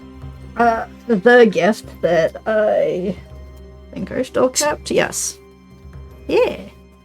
But there's also a guru thing that's like. So, stare down is a gift. Mm-hmm. You're right. Stare down is a gift. It is a native gift, so it's useful for all guru. He is attempting to stare down you. Great. His charisma, honor, my composure, resolve. Ooh, I'm not a good. I am great at giving stare down. I'm not so good at resisting stare down. Oh, no. All right, let's see how this goes. I will power Use the gift back. Use the gift back. I don't know. I don't think. No, that's I know. That'd be pretty funny. I'm gonna resist with my own gift. All right. Well, I'm gonna keep these. I'm gonna reroll these. Gonna spend some willpower. She's gonna grit her teeth while she stares at them. Get those teeth. 3 successes. All right. He manages to. You can feel this overwhelming force that's telling you to like back down, to just let him out of the booth, and then you feel it for half a second. He would have beat you.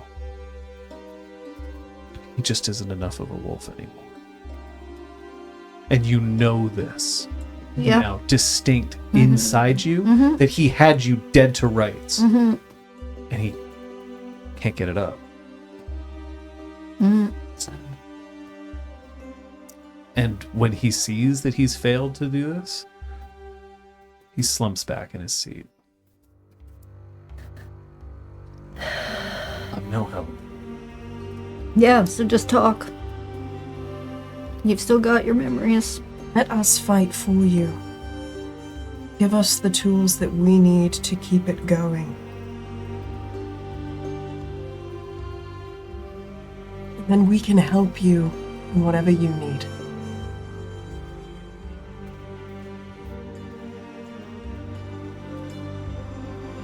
He is he tries to drink the rest of his beer, and he just sets it back down again.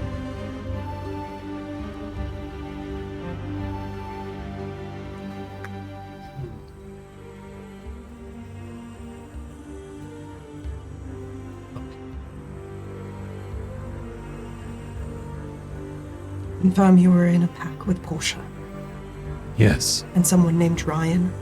Yes. Does he still live in New York? Yes. You're both stargazers. Yes. What about her?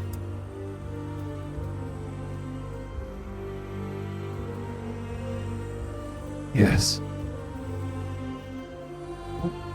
And a single tear rolls down his cheek.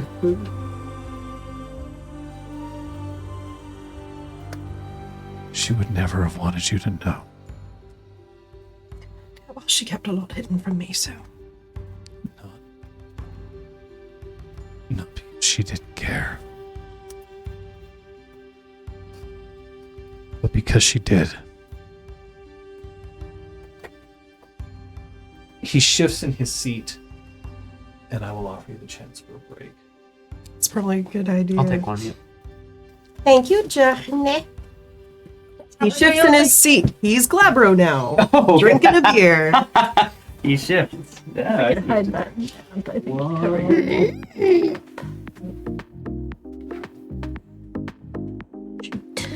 Anyone else need anything? I might skip out for a second once folks are back. Don? No, I'm good, thank you. Hi. Hi. How does it feel to be somebody who does willpower damage more than anyone else? Yeah.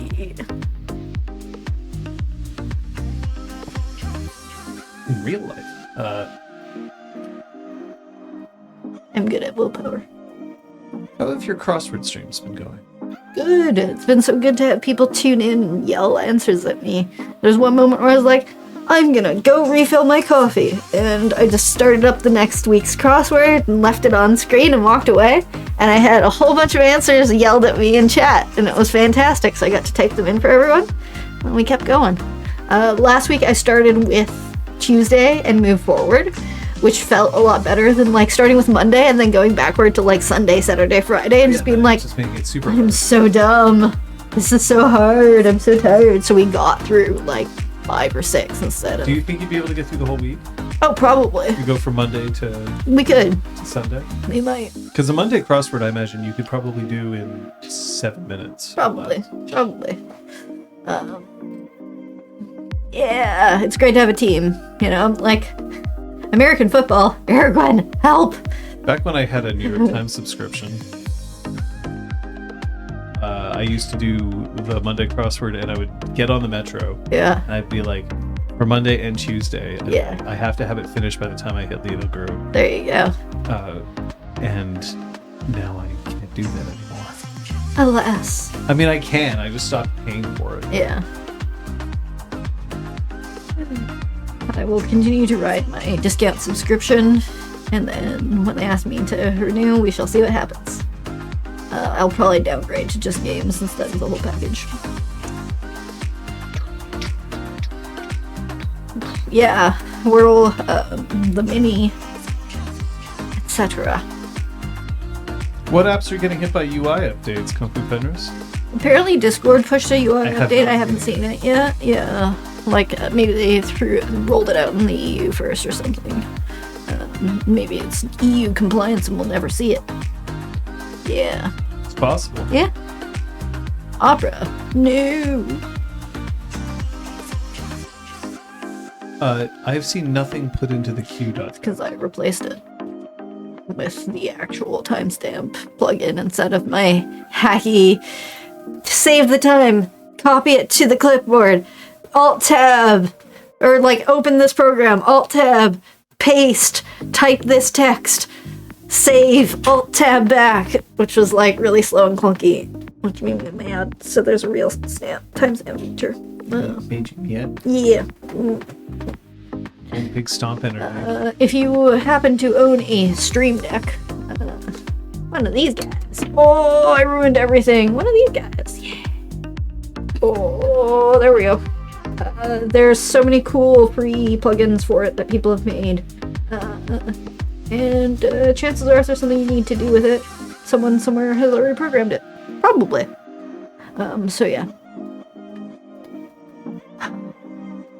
Yeah, they're nice. Nice for the beat. We have 3 here. Yeah. Through what? Stream Decks. We were going to get 4, but Liz prefers having Well, it was mostly just big button. yeah. Big button. Yeah, QLab, which is the sound software for theater, has now released a plugin for the Stream Deck, which is really cool. Except I find that hitting a spacebar, consistent. Hitting a Stream Deck button, sometimes you press the button, you feel like it's gone in and clicked, and it hasn't. And that is not reliable for a show. If you need the you know, the smash glass when someone throws a thing and you go smash, you don't want to be like smash. Yeah. Yeah, You know, it needs so- to be, yeah. And But it's useful when you're programming stuff. You can be like timestamp this, that. Lemmer smash. Beep, boop, beep, boop, beep, boop. You wanted to. Yeah, I'm going to. Goodbye. that's it, I think.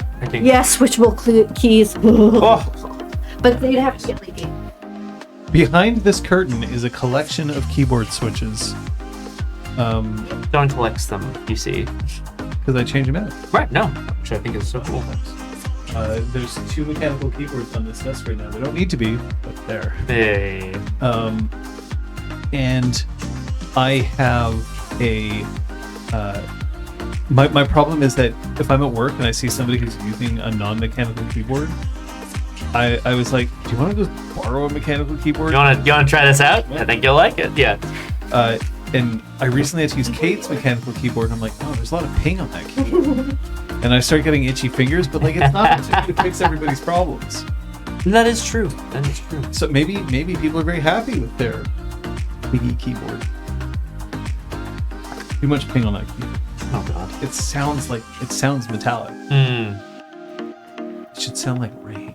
I like that. Because yeah, I will say I feel like the first time I sort of had one, and the first one I used felt really good, but sounded awful. And as Liz will tell you, and this isn't a complaint about either her or her keyboard, but when I am streaming and she is writing, it is incredibly present on my stream because we're in the same room and so on and so forth. Whereas I think as we're about to find out, I mean, this is one of my keyboards. This was like the first like big boy keyboard that I big boy. See, that's like. So you can probably do it in front of the mic, but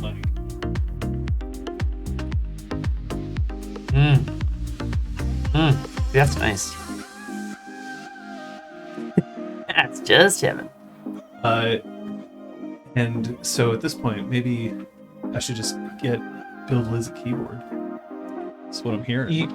You should definitely speak to her only because I know she has particular kind of taste. I might also be changing mine out soon as well, maybe, but we'll see. We can get into conversations like linear, flicky, tactile. Do you want to use O-rings? How about some acoustic foam in your keyboard in order to dull it down? Maybe I could do a tape mod for you. God, I would love to lube your stab. Oh, ew. They're actual keyboard terms. Sure, yeah, no, I didn't like that. Oh, everyone laughing about how when I'm typing and you're streaming, everyone I can threw hear you me. under the bus a little bit. No, that's fair. Wouldn't you love your typing to sound more like rain? Oh, that's lovely. Yes, I would like that. Thank you. Well, we should talk about it at some point. Fenris, I would hate to deny you this choice, Kobe. Fenris, what was the thing that you wrote earlier about the players You getting wanna famous? buy my Do you mean the piece? Like, do you mean these keys? characters, or do you mean us? Because I don't think anybody. I mean, they're Wanna buy actually some like. keys, kid? I actually was like trying to find something back there and got annoyed and took everything out and like organized it so I could literally pull out a box full of keyboard keys right now. Nice. Keyboard switches, whatever's. Yeah. Anyway, let this be a lesson to everybody that if you hang around people, at some point, the thing that you're good at, you get itches. Yeah. And sometimes, swallow that. Not everybody wants to have their shit fixed.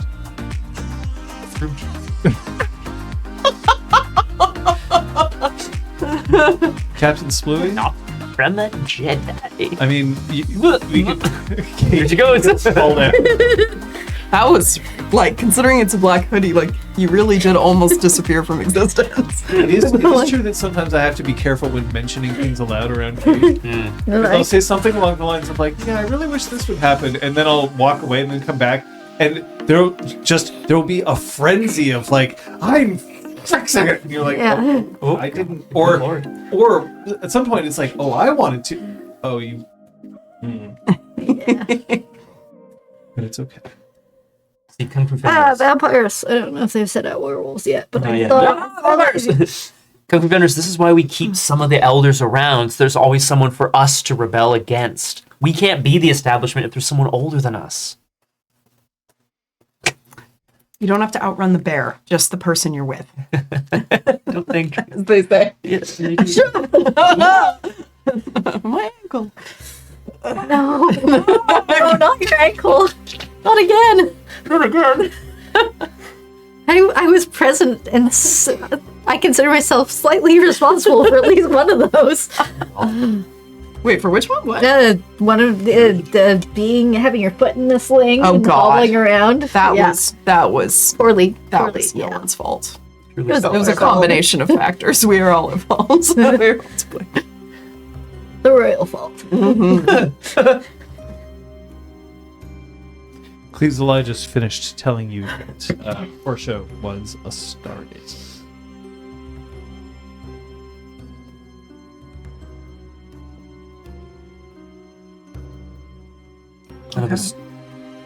No, go for Nope, I don't want to step on your No, your go for it, toes on this Dante. thing. I think I'm gonna open this conversation with, so to speak. None of us know much about the Stargazers. I'm sure that was maybe intentional. They left after all. Why would that be intentional? It's not often that when you leave, you don't leave a trace.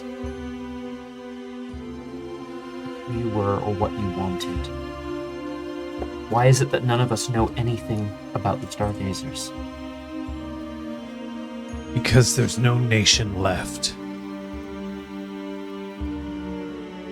There's no core to teach you. And Stargazers had other ideas.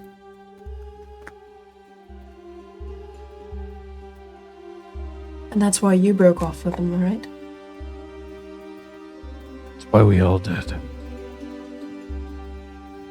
By all, you mean the three of you? Yeah. So none of you were in agreement with the No. rest of them? What did you want? What were you striving for? And it must have failed, otherwise I assume you wouldn't have moved to Montreal and erased that part of your identity.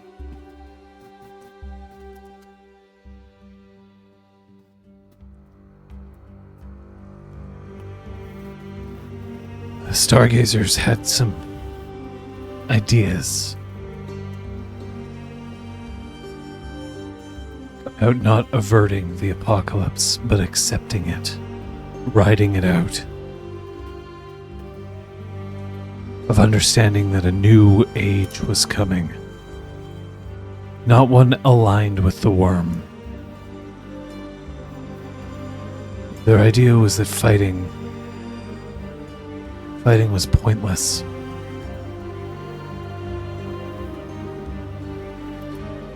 So you're rejoining.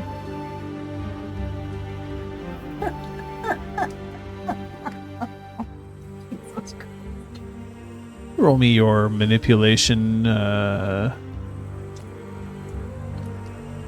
no sass skill. Intimidation. And she scores. She scores.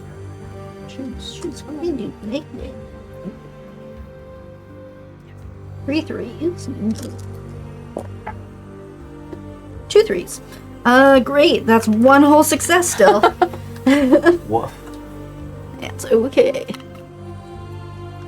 It's not You don't even big- get enough of a rise out of them for him to No. threaten you with No. violence. It's just like, oh yeah, Rag Bash, big Rag Bash, whatever. Okay, man. Okay, Magnus, let's put you to bed. They thought that. They They thought were that. willing to accept a world where the apocalypse occurred and to try to just find ways to resolve the triad from there. But look around. See the world as it is. Is this worth accepting?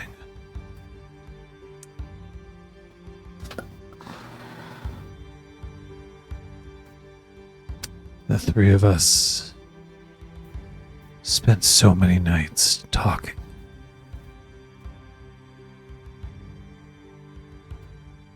It took a long time for the three of us to realize we all felt the same way. But we weren't ready to give up the fight just yet. Portia was the first. And me.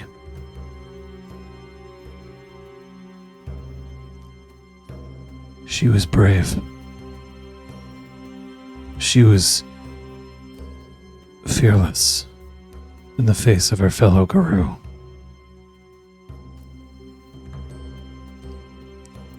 She adopted Gorgon. I adopted her. I followed her footsteps. I I just OOC just check what that? Do you mean? Does he mean He's also- meaning that like she led the way and he just Oh, okay. fell in. And he wasn't like her guardian or anything. No. It's not like an adoption. Metaphorical. I adopted her way of life, not. Awesome. Thank you. Yeah. Are you my dad? In-law? Father? Child. Oh, no. You've heard of sister. Have you heard of daughter? For what it's worth, Silverfangs, the patrons are Falcon. Falcon. Oh. Falcon. Pound. Yay. Yes. Yes. Show me your moves. I love that. Did you attend her? Thank you. I was like, it left my brain. It like as I started that sentence. Did you attend her gathering for the departed? I ran it. Yeah. Why didn't you tell Troy?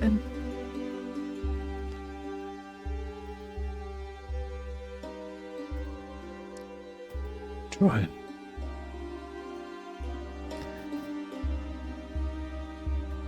I'm going to ask you only once to stop here, to accept that there are answers you will not get, that there's parts of the story that she wanted to keep from you,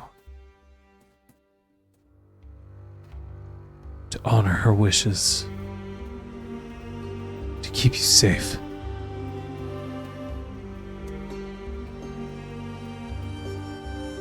She really wanted to keep me safe. She never would have gotten involved with me. Fair. She brought me into this, and she knew what kind of person I was.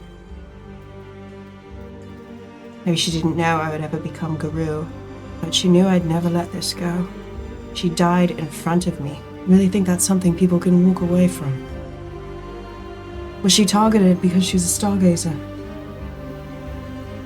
Did the skin stealer track her because of who she really was? It's very clear that he's wrestling with the idea of telling you things that he thinks maybe you should not know. If you don't tell me I'm going to this Ryan person, and I'm going to make them tell me. He won't help you. But there's no conviction in his voice. Why wouldn't you? You made a promise. Pinky swear. Cross your heart and hope to die. You were so annoying. Thank you.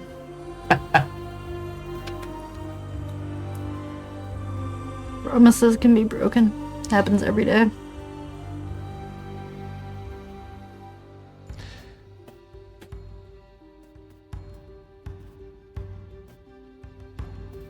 I don't know if there are more face stealers out there, but I suspect there are. So why wouldn't you give me the tools I need to track each and every one of them down and burn them to the ground? Because you were a child. Because you were wet behind the ears, and we didn't want it to know that you were involved. Well, I'm not anymore. So tell me what I need to know. I killed one of them myself. Will keep going. The bartender swings by, picks up the pitcher with one finger so that it's dangling. Another. Please.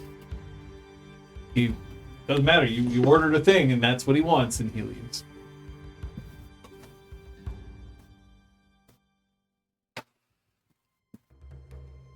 When we made our break, it was not taken well. Imagine destroying your entire identity because you don't believe in what your family believes.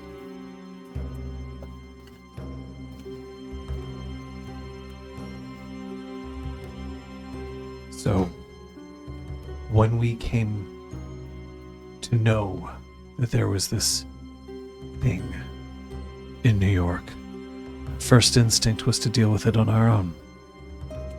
No one trusted us anyway. It had been some time since we had settled into our new roles, our new tribes, and we still did not have trust. That's why I came here. Because I could hope that people wouldn't look into me too deeply. But I still carried the weight of how the spirits felt about me. She never got the chance. She left from somewhere in England, I guess. Did she only go over there because she was running?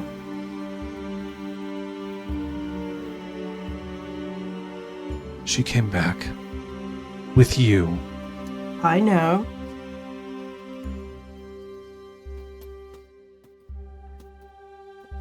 She came back with you because she needed us.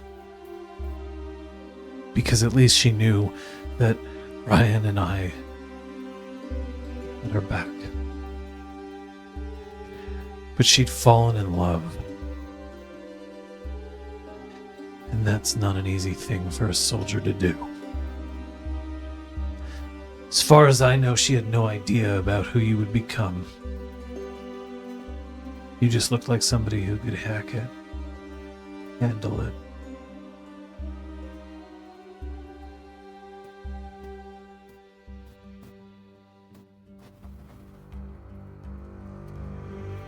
The pitcher comes by. This one's a little cooler than the one. So it tastes marginally better, I assume. Someone is doing a good job with this bartender. I don't know who it is, but it's working. You want anything else? No. He looks at the rest of you, assuming that Troy doesn't speak at the table. They could even have. I want to be I want to be sassy, but yeah. I don't- glass of I milk, want a glass please. of milk, please. No. He shakes his head. He doesn't care as long as you're paying for alcohol. You can stay here at Good the to go. table all night. For that matter, he doesn't care if you're not paying for alcohol. Makes the bar look like it's at least somewhat occupied. Yeah, that's fair. That's fair.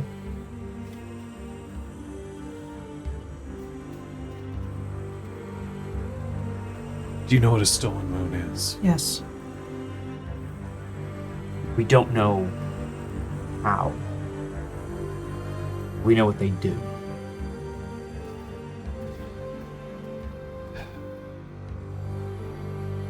You're the one who killed it. Right? With some help, but yeah. Who helped you? Chris? She does not name Theo. Fucker, you ain't the only one who can keep secrets, you piece of shit! Ah! Fight! Tries to flip the table, thinking it's bolted down. It isn't bolted down. It's actually Are you kidding? The mask? Yeah, the table's absolutely revolted. Hell yeah. Because otherwise somebody would fuck with it. Kick it over, yeah. I'm gonna go order a lemonade now that the bar fight is on. Stop flying behind him.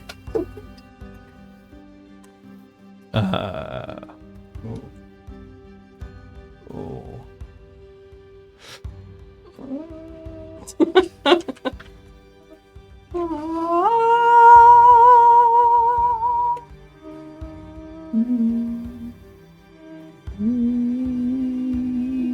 What's happening? I tried to decide if he's gonna do something. Oh, okay. No idea. Oh, right.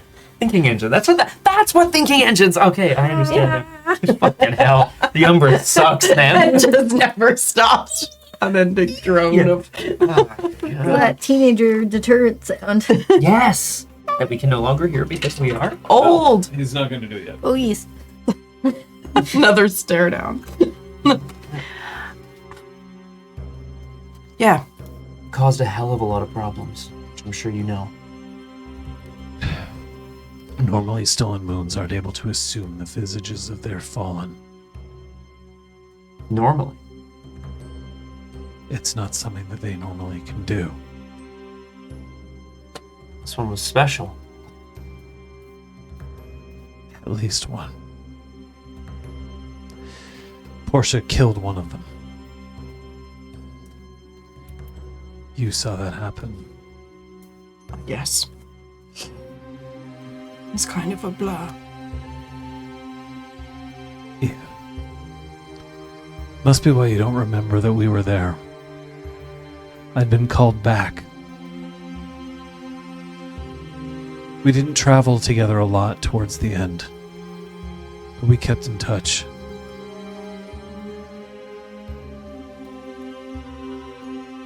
When Guy helped you, I told him to. He would have anyway. He's a Gorgon's follower through and through, and he likes you.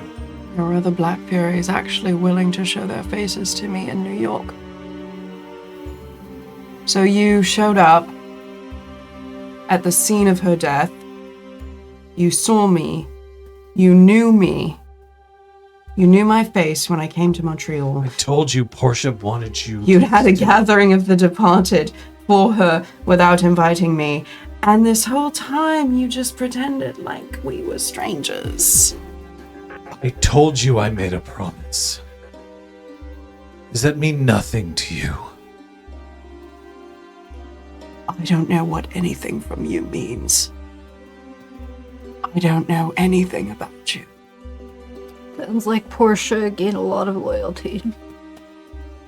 A lot of people were willing to do a lot for her. He stands up. Well, you know that kind of half stand? Oh, yeah. You can't. But he has nowhere to go unless you let him out. And you're not moving? No. Do not fucking leave. You've left me once, don't leave me again.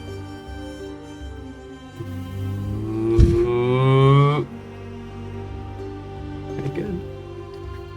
So, he convinced a lot of people to keep promises. They rejected their tribe together as a group. I can see how that would... Trauma Loyalty. bond? Sure, yeah.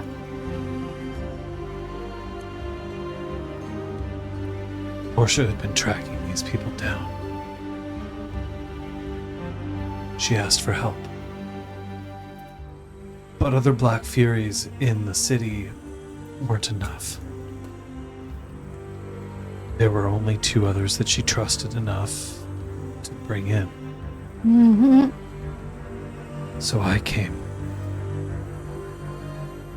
Ryan came.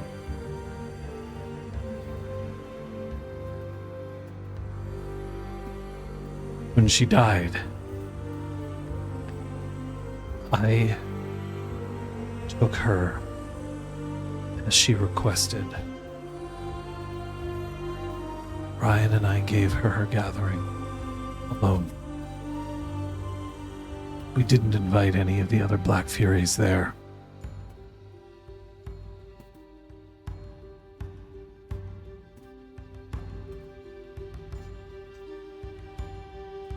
Troy is clearly trying to absorb this information and get past it. I have a packmate who has some history with them. You can ask her. Wait, sorry. History with... The other Black Furies. Right. It's like, You already Yeah. know this. he's Yes, connecting yes. that thought, not knowing that you've already done it. Yeah.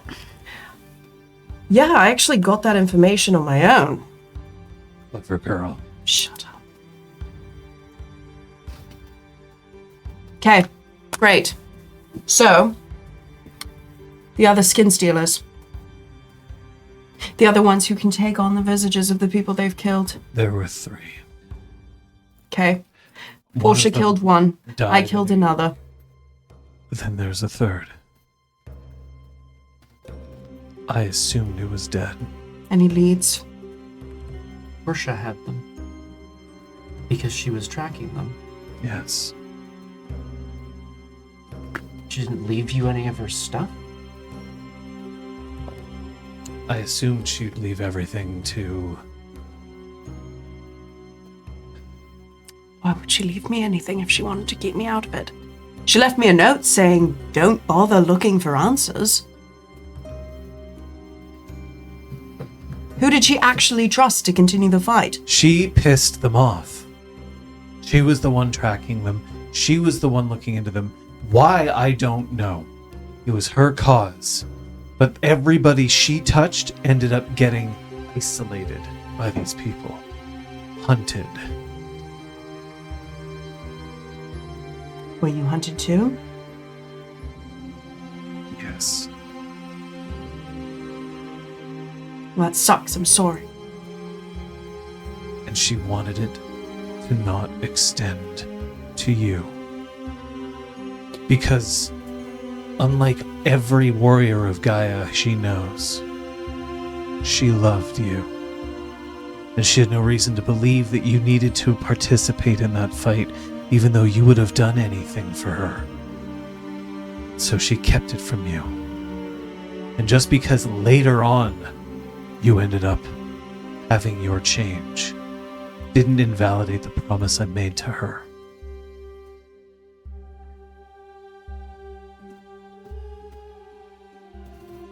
Well, I'm going to continue her fight. I'm going to find the third. It's up to you. I'm going to tear every single limb from their body or bodies, and however many faces they have, I'm going to peel them off, one by one. This promise was made to keep Tran safe. She knows she's been targeted, she's been hunted.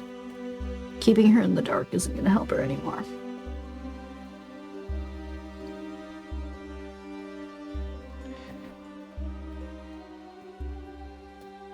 He reaches into his pocket and he pulls out a,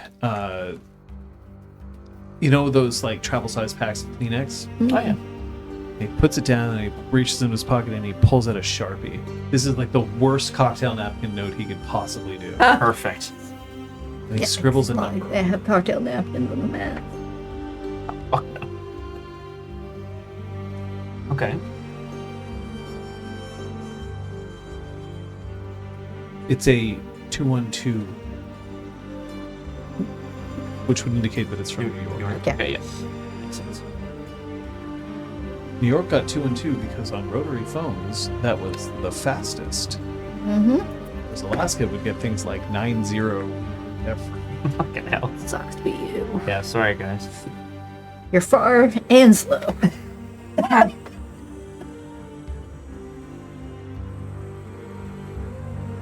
right.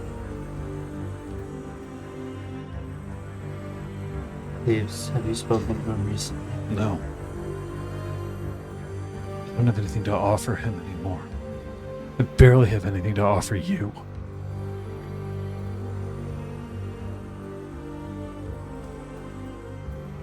Just wanted to know if you think we can still reach him there. It's his number.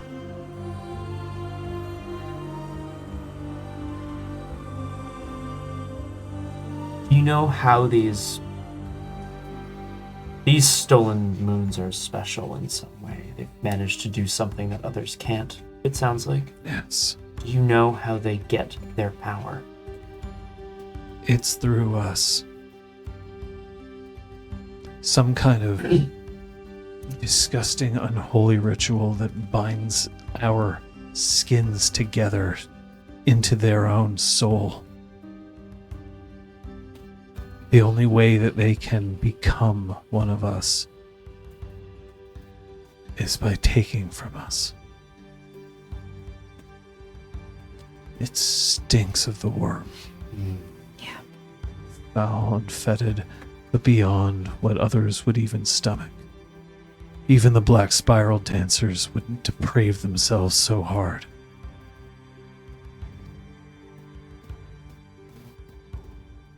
Even they have limits. But I don't think that they fight for the worm. I think they fight for themselves. The one who is here seems to have very eager to align themselves with any power they could get their hands on. It's temporary and fleeting. They sometimes can convince other worm minions to do their bidding because they have temporarily aligned goals. But they're out for themselves. I hate the Black Spiral Dancers. But at least they fight for something.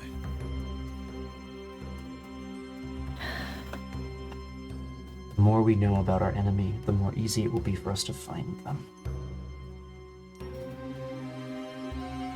There are many out there in the world who are selfish, but there are few who are this depraved, as you say. Unfortunately, I can't tell you what faces this one has stolen. I don't know. But I can tell you this. I've never seen them cross the border into this country. I have no reason to believe that anybody at either Downstream or Weathered Storm has had any contact with them.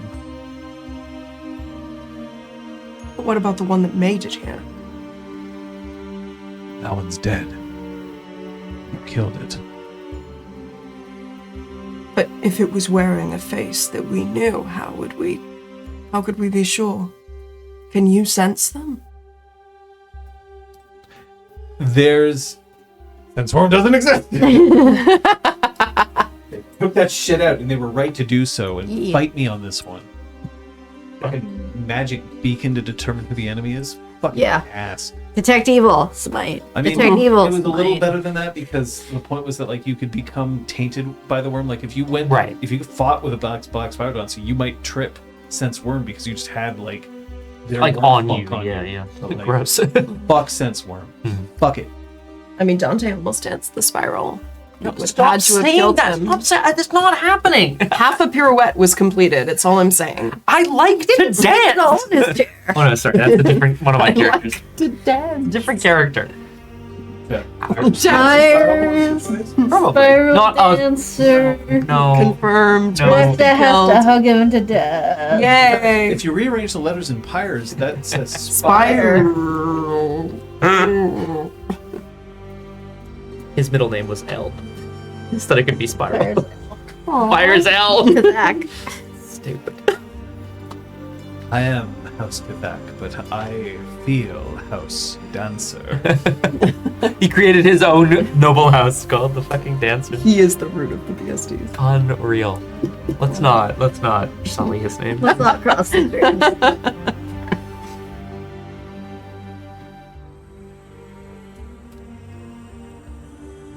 So can you sense them? I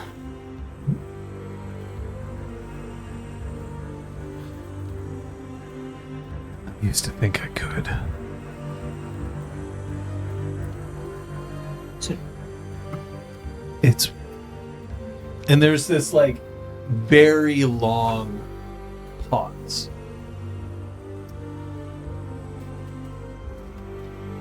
And he clams up.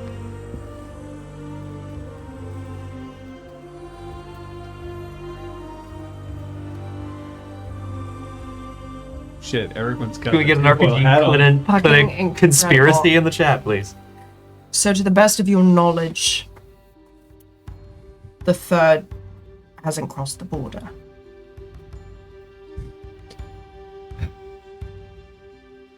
I thought I could hold on. I thought I could find them, track them, know them. But I didn't. I failed, and Portia's dead. Because I couldn't recognize one of them when I should have. Which leads me to think that they found a way to make me believe I could track them when I can't. So she's dead because I had her trust the wrong person.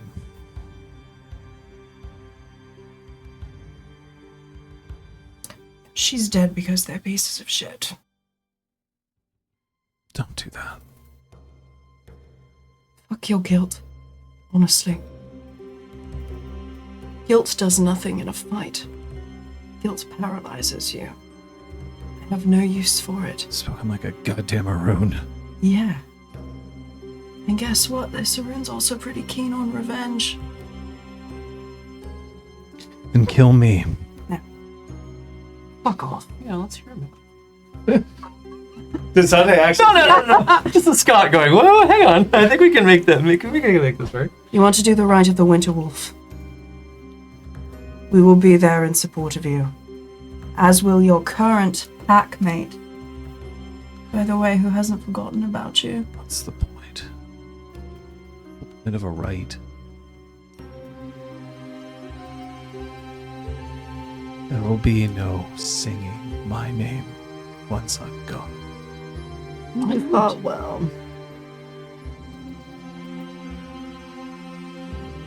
My waste away somewhere as unpalatable as here. From behind the bar, Sure. from behind the bar. I thought it was a nice place. Have you been eavesdropping this whole time? My Dutch Sam. It's like pajama Sam. Right. You're great LARPers. No, he doesn't actually respond to you. I don't think you would have been talking so openly. No. No. And the music that's playing in the background is like loud enough that What's the point? It's cozy here. Me. I don't want to answer the phone. I wish everybody just text messaged me instead. Yeah. Relatable. If beds are so comfortable, then why can't I sleep? You don't think the right is just for your benefit.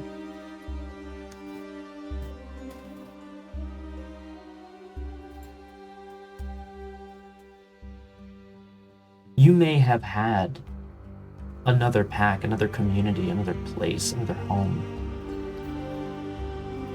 But this is a place where you have made connections. You've done things here, leaves the lie. You brought a cairn back from the brink of disaster, and I think you know that. Whether or not you want to beat yourself up about some other thing, you're allowed to feel guilty. No one's going to stop you. But it's a waste.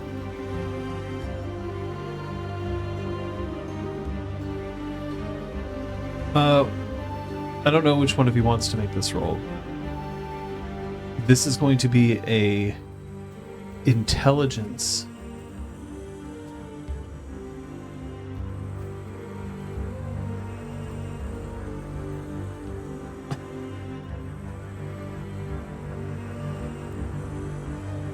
This is going to be intelligence insight. It's gonna put me at 7. 5, yeah. Macros? You're like, I'm good. I got 4. 4 is like, Yeah. Oh, it's a great pool. Yeah. For sure. Does motives factor in? sure. Yay. Brutal. Well, I kill him. you should do that every time, Requiem. I kill him myself. I'm going to tell you the truth. I'm going to tell you the truth, and it's going to be up to you as to how you do not handle it. Okay. Nice. You don't have to frenzy, but you can choose to if you want. It's up to you. You will gain a rage, so I'm just going to do that now. Macros Dante, you may gain a rage from what I'm about to say, but that's going to be up to you. He is in Hoglosk. Sorry, Harno. Yeah. No, Hoglosk, he would... This would be the opposite of what he's Yeah. doing. This bar would be. He's no. There is... You suddenly gain the distinct impression that there is nothing you can tell him that will knock him out of this. He will never participate in a rite again. He can't. He is effectively done. The only thing that could possibly save him is if you manage to find one of Gaia's tears, which is an item. It's a talent that you can use that, in game terms, reduces somebody's Hoglosk or Harno meter by 1. And that's if you find one. They're incredibly rare. It would be. They are not often found. And that's assuming that you'd be able to find it and come back in time. In game terms, he spent his last point on Endless Night. If he was a PC, he would no longer be eligible for play. Nice. Which means that you now know to your core that there's stuff he won't tell you because he is actively He can't. forgetting it. Yeah. And he is actively unable to put himself back in this fight, short of a mythic style quest. He is the third casualty of Endless Night. Ow. He is walking dead. And to be absolutely sure, because this is just me not knowing, so when you said not able to participate in a rite, this includes the rite of the Winter Wolf, even if it's other people doing it for him? Like, Then it would be them killing him. The Rite of the Winter Wolf specifically, you kill yourself. It's just his He can rage isn't physically enough, be there. Yeah. But yeah. right? Like he technically he succeeded on his gift against Macros, but can you imagine if that was his last action in game? Like, he spent his last thing on just... Fuck he you, tried. Macros. Yeah. But Fuck you, he's Macros. now realized that he doesn't have access to his gifts anymore. He's attached. Jesus Christ. I mean, Ren can't even be mad at that. I know she brutaled, but But you did brutal. I did. Ability. So this wouldn't make her mad. She, if you're okay with it, John, like, she just slumps in her seat, like, in that moment, as defeated as he is. That's just fair. going, That's fair. I'll accept that. where did my rage go? She feels it. It's simmering, Okay, but she then- cannot bring herself to direct it at him. Drop your rage down to 2 again. Yeah. Macros Dante, you are still welcome to gain your rage if you wish. This is one of Gaia's warriors who probably did a lot of really great stuff, Yeah, and Yeah. he can't be helped now. just the impotence of it, if nothing else.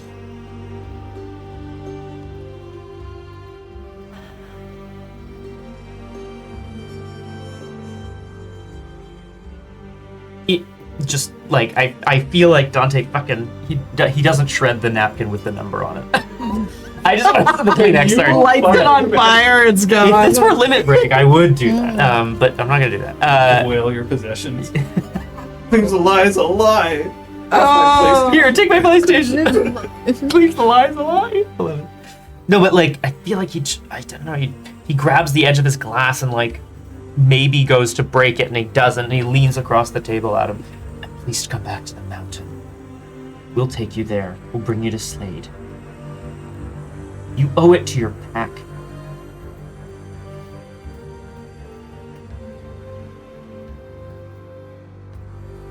You do whatever you have to do.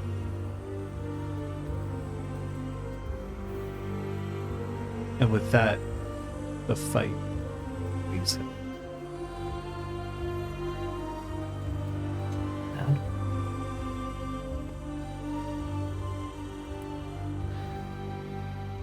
I'm going to have Macros and Dante roll something. You're not allowed. Cool. That That sounds good. You Birdski. Mm-hmm. This, I'm asking you to roll your... you can either roll your Intelligence Occult, or you can roll your Resolve Leadership. Intelligence called. Sorry. Intolt. Intult. Will they get different answers? Yes, they will get it. Okay, then I'll do resolve. Oh dear. Yeah. Tell me about it. Nada. No successes and no reroll. Correct. That's Macros. That's 100% fair. I had 2 rage dice. Yeah. 4 successes though for me. Fantasco. There he goes. You might be able to get one last out. But we're talking like one action, one scene, one anything. If you can basically push his buttons enough to get in there, you maybe get one. So, you want to participate in a rite? Maybe he will. One. But a rite for himself or a rite for somebody else? You get one to pick. That's it. Hell. I guess then out of character at the table, like we could try to force him to go to this gathering for the departed for Dew and Dusk. Sorry, Dusk. F's in chat for Dusk. Or we could try to get him back to Slade, and we could do the Rider of the Winter Wolf, although I don't know why we would participate in that. That seems weird. I don't know what the... Because there's no one else. Yeah. Yeah. There's no one else. Oh, to like, who cares about Well, there's this? no one else in the pack, and like, my vote is Winter Wolf. Honestly, I think it's the kinder. I think he needs it. It's like a crazy thing to say, but I don't know.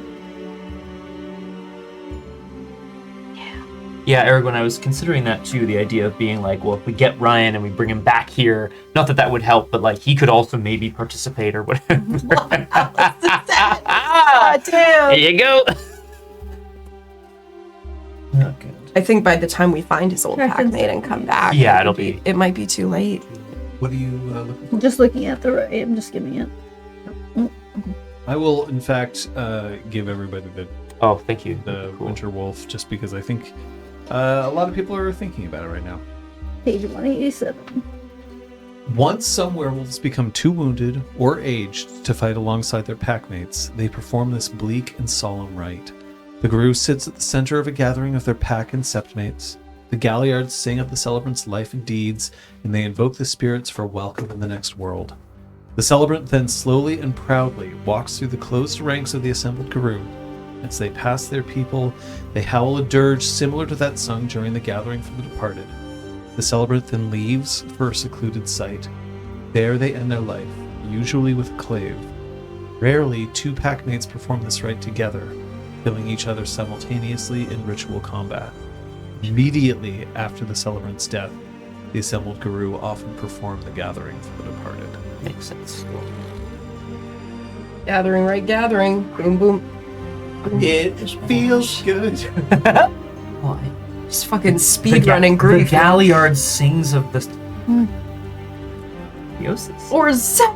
No, we cannot. We can't put that poor No. sweet boy through anything else. That sweet bean deserves a break. Zach, go to the beach for a second. We need to do some The fun. beach. Oh boy, the beach. What am I doing here? Good boy. Oh, Yeah, agreed. oh, for God's sake. Well, we don't have to decide that immediately. Don't we? Okay. I feel like for... Well, with Cleves, though? Like, Yeah, which he participates in now. sounds like it. Oh, as it, you're thinking we could, like... Well, We can first, be The like, gathering for the departed is happening. you have to poke him enough that he's willing to die. Wait. yeah. Yeah. It's just, Yeah, tune in next Sunday where I'm the only one on stream and it's just Zach at the beach wondering why no one else is showing up to have fun with it. Oh, Nice. so a beach You could episode. meet That some sounds gooch nice. dudes. You could... Gooch I don't dude. All know. right, hey man, Yo! it's so cool being here. I'm glad it's not a funeral. Aha. Fucking hell. Whew. Wait.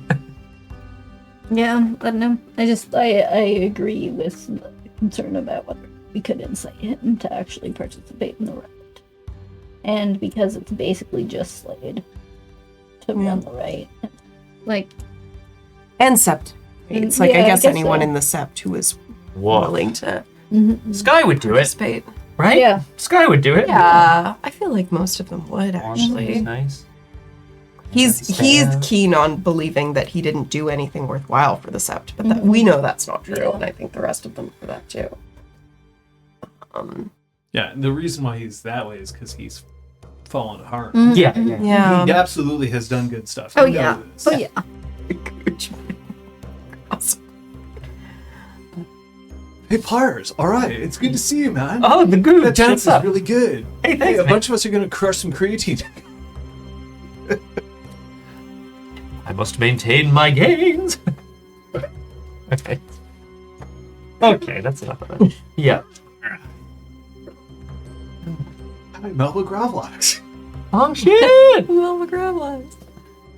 Good times. Dumbest I name love I've Fargo. ever given to a character. Easily. Yeah, for sure. Not mad.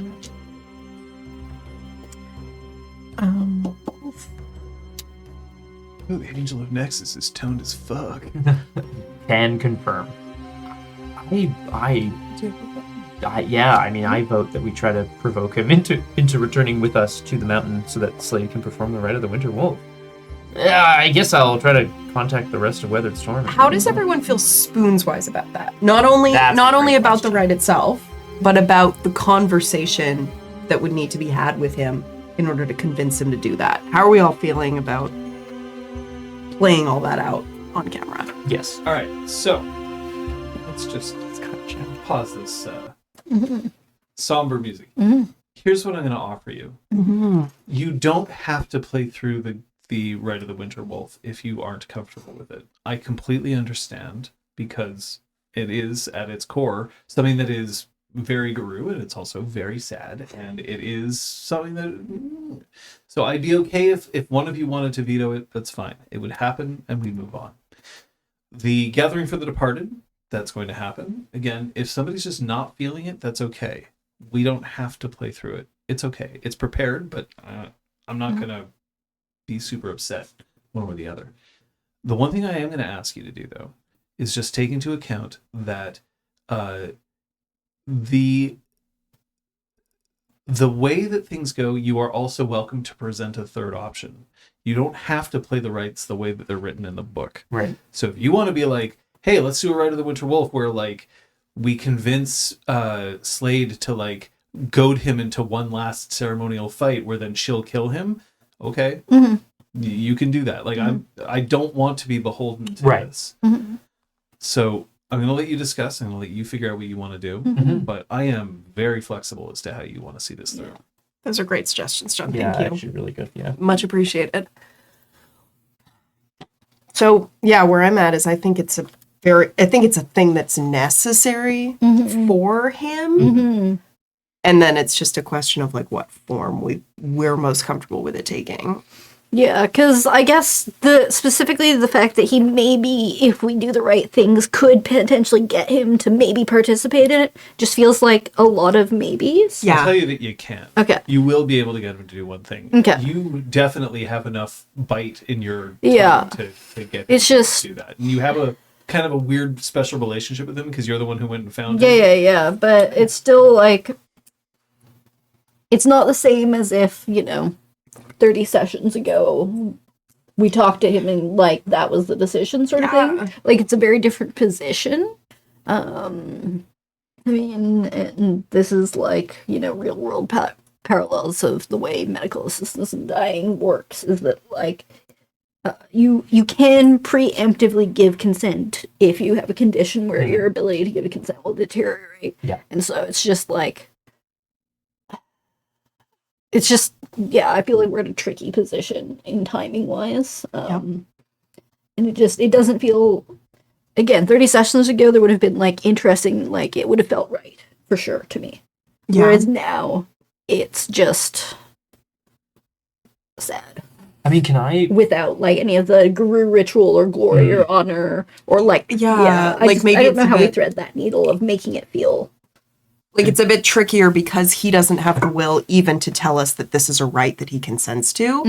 And so we would be telling him what he should do, which feels kind of wrong and weird. Yeah, I totally get that.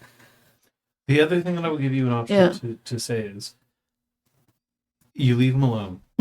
You let him just live without interaction, and then eventually you can get him to the point where he can realize that, yes, he was somebody who had some effects, and that he might decide that the Rite of the Winter Wolf is the right thing for him to do, just not now. Okay. Perhaps after you've made contact with his former packmate, perhaps after like, there's a couple of things that you can do to make it so that it isn't just like flicking a light switch and for him saying, okay, It's time. Is there a risk, though? I think maybe another concern is that if we leave him, that might he will be not end his own life without or vanish without a trace that we won't. no. I will give you a guarantee. He is not suicidal. Okay. And the Rite of the Winter Wolf isn't really suicide. Not in the same way. It is it's essentially assisted death, even though it's done to yourself. Yeah. Right. He's not suicidal, and he won't disappear, and then you're like, oh no, we never got the chance to find him again. Right. Like, It's I not like won't this do is that. our last conversation with No. him. No. Meta-wise, we're I'm just telling establishing you that that. as a guru, he's Yeah, done. yeah. Yeah, okay, that's perfect. Perfect, you know. This is not a ticking clock. Cool. If we were to perform the gathering of the departed for Dusk and Dew, Yeah. is there interest in folks to like have, again, a sort of like not a meta sense, but a sense for the pack that this is actually also a bit of a gathering for him preemptively? Like, is that poetically? I mean, not You know what? literally. Can I make another offer too? Yeah. You can get him to do two things. Hey, You can get him to do this gathering, Yeah. and then in the future, you can suggest a Rite of the Winter Wolf to him. Okay. To me, I don't need him to participate in the gathering, but I'd like him to be there. All right, I'd like to be able to convince him to be there. It feels Even important. yeah, Yeah. He can be like there. that. Yeah. yeah, Contenders is also. yeah, It's a good point. Yeah. yeah. I mean, there was a volcano. There was. It's true. So why Yeah. don't we say that as Yeah. a resolution, he will agree to come to the gathering for the departed. He may not be able to participate Totally. as in the A rite, rite. but Right. he will still be there. His conditions are that also, like, after it's over, I'm leaving. I'm not staying here. I don't want to be prevented. No one's gonna stop me. And that you can, in the future, if you choose to convince him to participate in one last rite for himself. But otherwise, that's where we can land. Is that okay? Yeah. Totally. Thank Yep. you. Thanks. Let's do it. Thank you. Would you prefer to fast forward to the right then? To the gathering? Gathering for the departed. I think so. Yeah. I think we gave a pretty good argument as to why he should be there. Yeah. So we'll sum up. He agrees that he'll come to this. He warns that he doesn't think he has it in him to. He doesn't have the rage to perform a rite at this point. So that's because he's lost the wolf. Yeah, now. you don't have to speak at a funeral. You just have to be there. Yeah. Just be present. So he will go. The gathering is set for that evening. And Apotheosis is the one running it. And Right. Slade gets to see him too, which I think is nice. Is it taking place on the mountain? Yes. Nice. Great. Seems poetic to me. Yeah. I like it.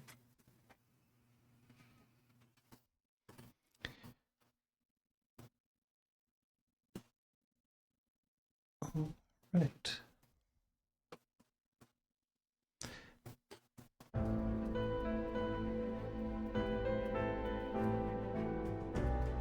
On the mountain, there's a bonfire built.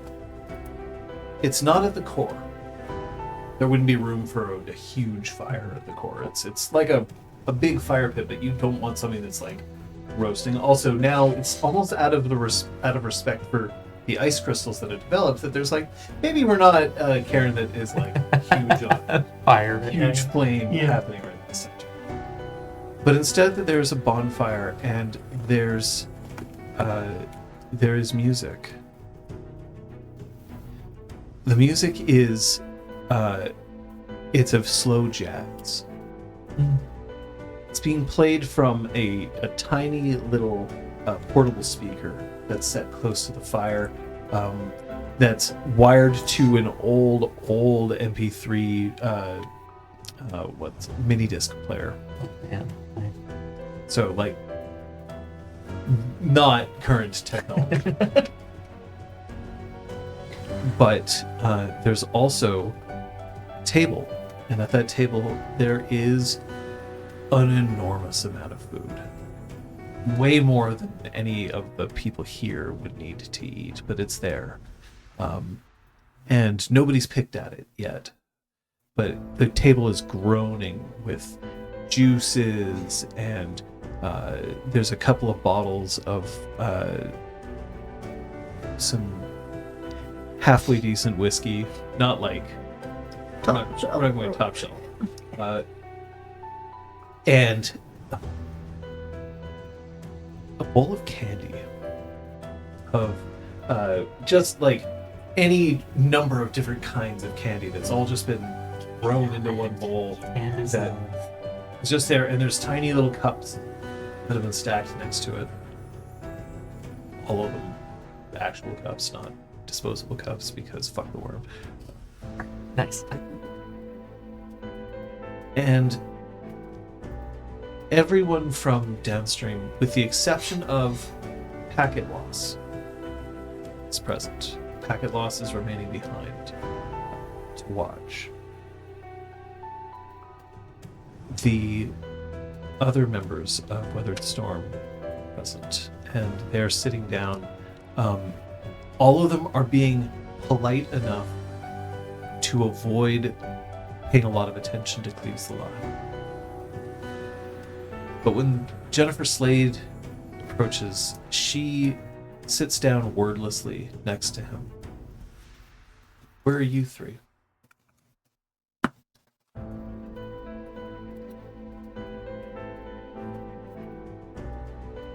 Is Zach present? Yes. Then I want to be near them.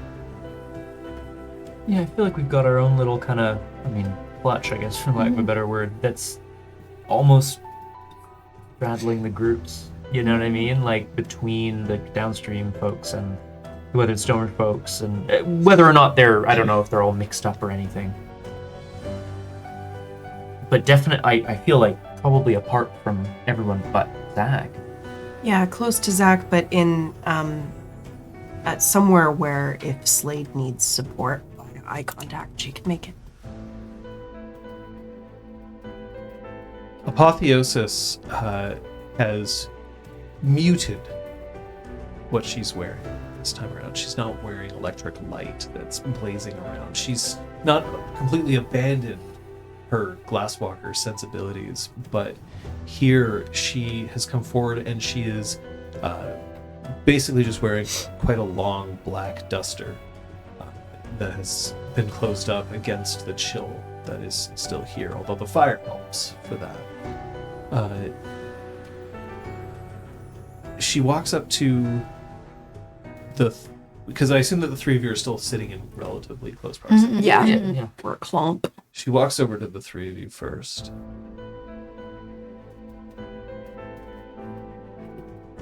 There's going to be an opportunity afterwards to make sure that everyone gets enough to eat. I wanted to make sure that you knew that you're welcome here. That you're always welcome here. Whether it's here, there, anywhere that I have a say. Thank you for being here.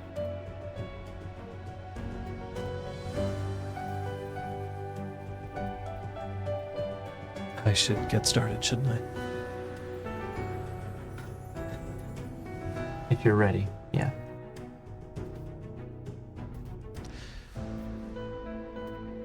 That's the weird thing about this. I am ready. She steps forward and then reaches into the pocket of her duster and throws a handful of green powder. And the fire changes its color and starts to have highlights of green and blue flickering within it. She reaches into her pocket and she pulls out a pair of sunglasses that did not belong to her. And she places them on her forehead.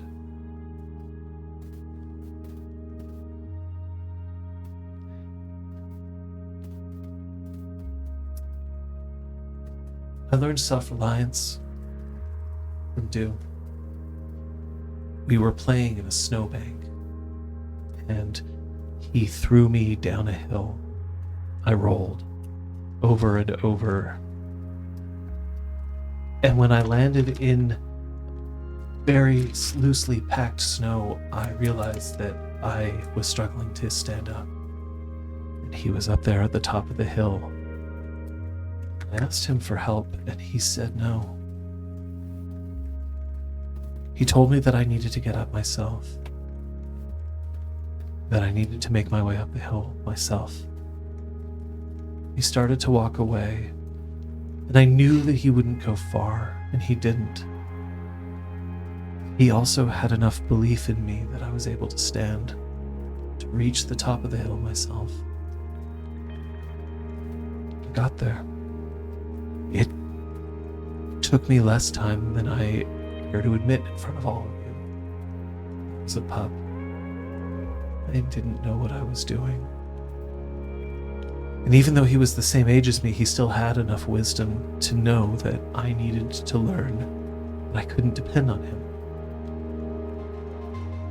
So I didn't. Dusk taught me to look deeper. I don't know if she meant to do it, but I was the one who had to see who she really was.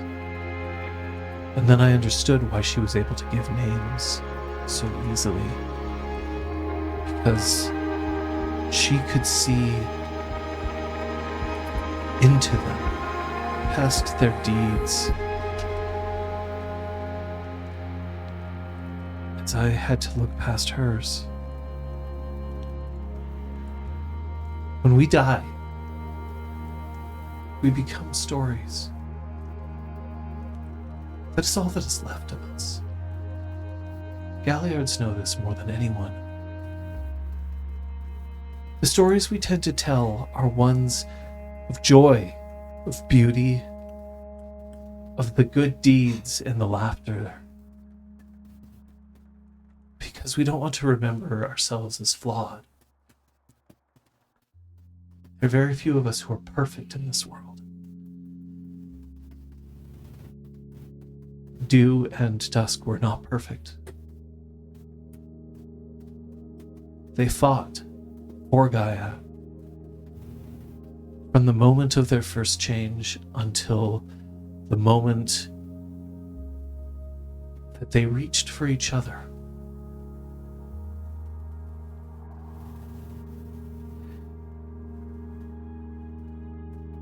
Dew kept checking back on our birth pack. There are a few of them still left. Probably they are still alive because he has managed to protect them. No one asked him to do this. Neither Dusk nor I did. Because what would the point be? Nature takes as well as gives. But for him, their survival was important.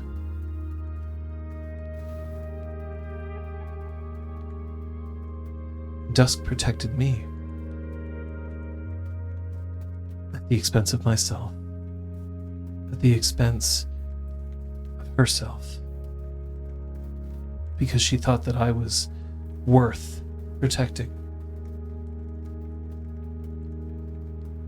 More than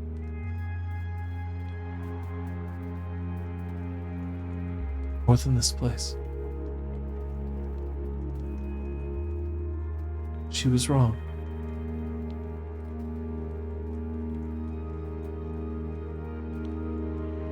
But in a way, she was right.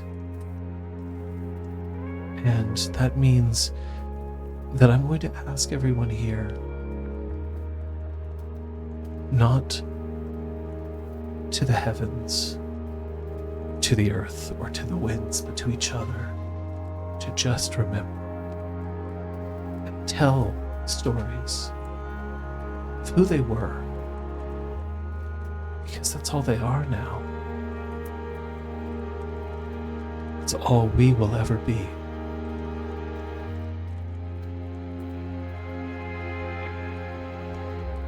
She steps over towards Zach, takes his hands and hers. I am not Silent Strider,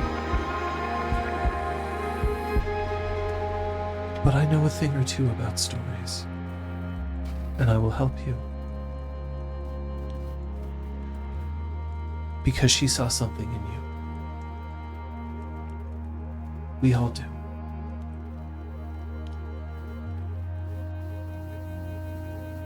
I don't know if that's what she would have wanted.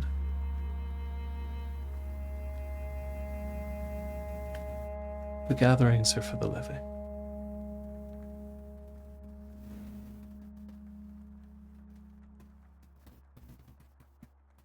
When you've finished with your stories for tonight, when your bellies are full, when the fire is dwindling, we'll listen. And then she takes a step back and walks over to the table and very deliberately just starts stacking candy onto a plate. The rest look at each other. This is unlike gatherings that they've had before, but they get up. And while they're waiting in line to reach the table where is way too much, but amazing food waiting, they share the little stories. Small ones about how Dew laughed more than anyone else at Weathered Storm, or how Dusk would disappear, but when she'd come back, she'd always have something she carried with her from where she'd been, and she never had a problem giving it away. Battles that they fought in, ones that happened recently, ones that happened 3 years ago, the ones that happened before then, but unfortunately not many, since for the complacency had all of them.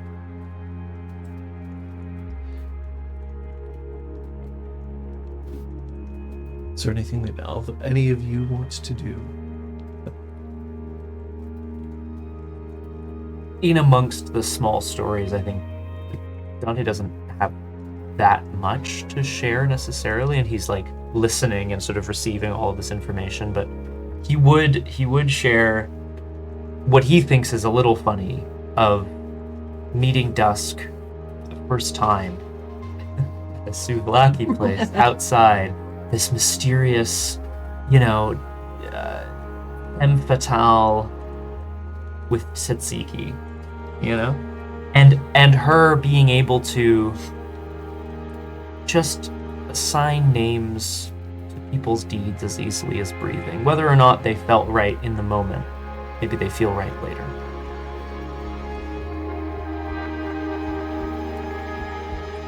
Trine would tap on to that story. I feel like at one point, and I could be misremembering, but at one point she was like, she saved a spider that was like on one of the posts near the table. She makes a point of mentioning that in more detail than Liz remembers. Ooh. Akris does a lot of listening and nodding.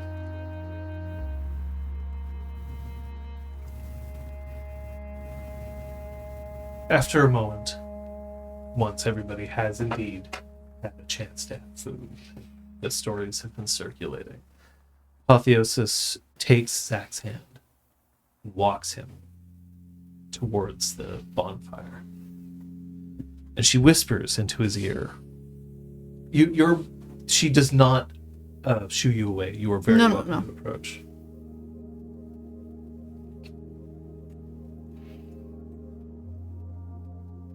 And she looks up.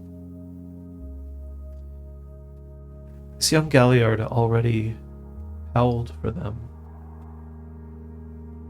when we discovered them. I have no better message. But for the two of them, knowing who they were, knowing that they were proud to serve this cairn,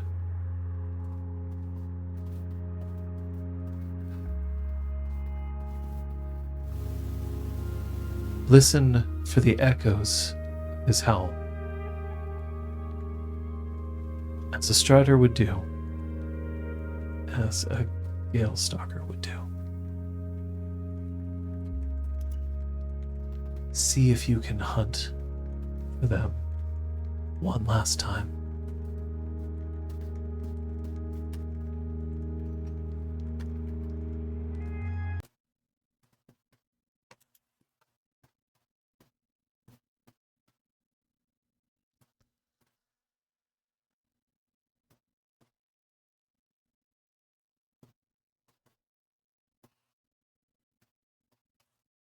It's Zach who breaks the silence.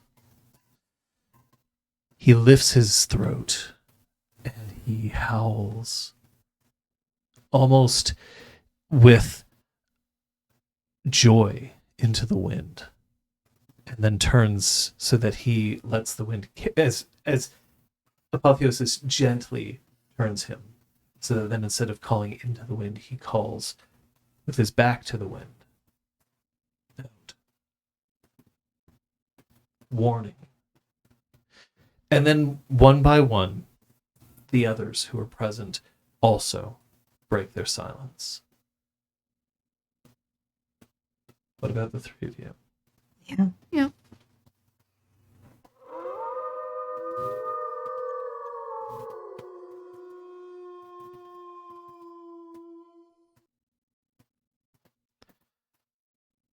An Apotheosis with a very, very small smile on her face just walks over to that mini disc player and changes the track so that the last one is a recording of her howl.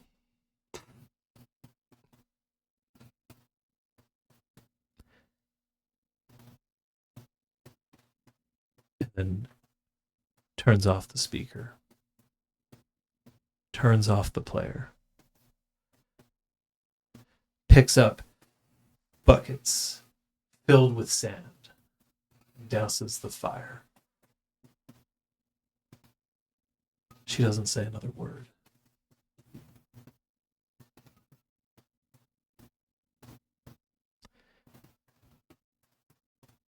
And Slade cleaves the lie's hand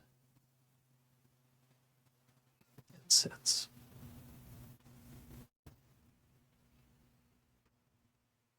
I think we'll end the session here.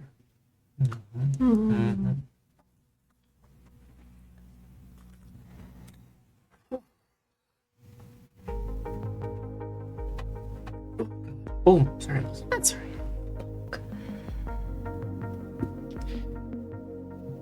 Let Liz finish what she's writing.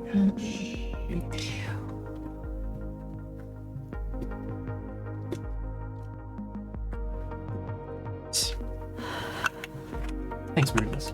Liz, what'd you learn today?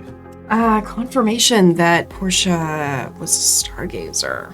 Yeah. Sorry about that. Sorry about that, buddy. I love it. Scott? I learned something that I think we know from a meta perspective, but in-game, Dante, I guess, learned that stolen moons gain their power by taking it from the guru, and that might hold the key to finding this third one, although we have some other leads as well. Hey. Learned what it is to be in the presence of greatness that is fated. Oof. Yeah, big oof. God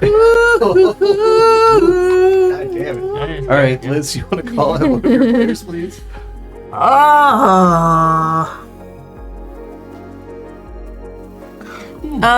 Macris, for how she treated Cleves, because she still had her ragabashisms, but you could tell that she was like being gentle with him. Which is funny because like she still provoked him to attempt to stare down and stuff, but like it was gentle for Macris. You could tell that she has a lot of respect for him and was being very mindful of him. I thought that was lovely. Meanwhile, I like that. On the other hand, Dante got angry. He got angry at the obvious signs of loss to Harano. Like, we are Guru, we do get mad about stuff, and so it's nice to see that Dante will rise to the occasion rather than letting himself be pulled down by it. It's hard, within the context of the game. What do you do? Yeah. Within the context of life, it's just like, the idea of I can't do anything about this is such a horrible, crippling feeling, and like, anyway. Yeah. Yeah, there you go. And Liz, I feel like the way that Brian kind of just peeled Cleves apart, it felt very appropriate to her, in the seeking of revenge, but also the sort of the bluntness of like, well, that promise does mean something to you, and I get it, but life's changed. Reality has changed, and now I am doing this thing. What can you help me? What can you tell me? Yeah.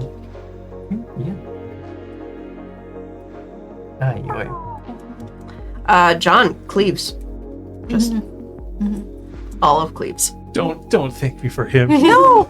He's so. He's a sad boy. It's hard to. Depict someone like that. Yeah.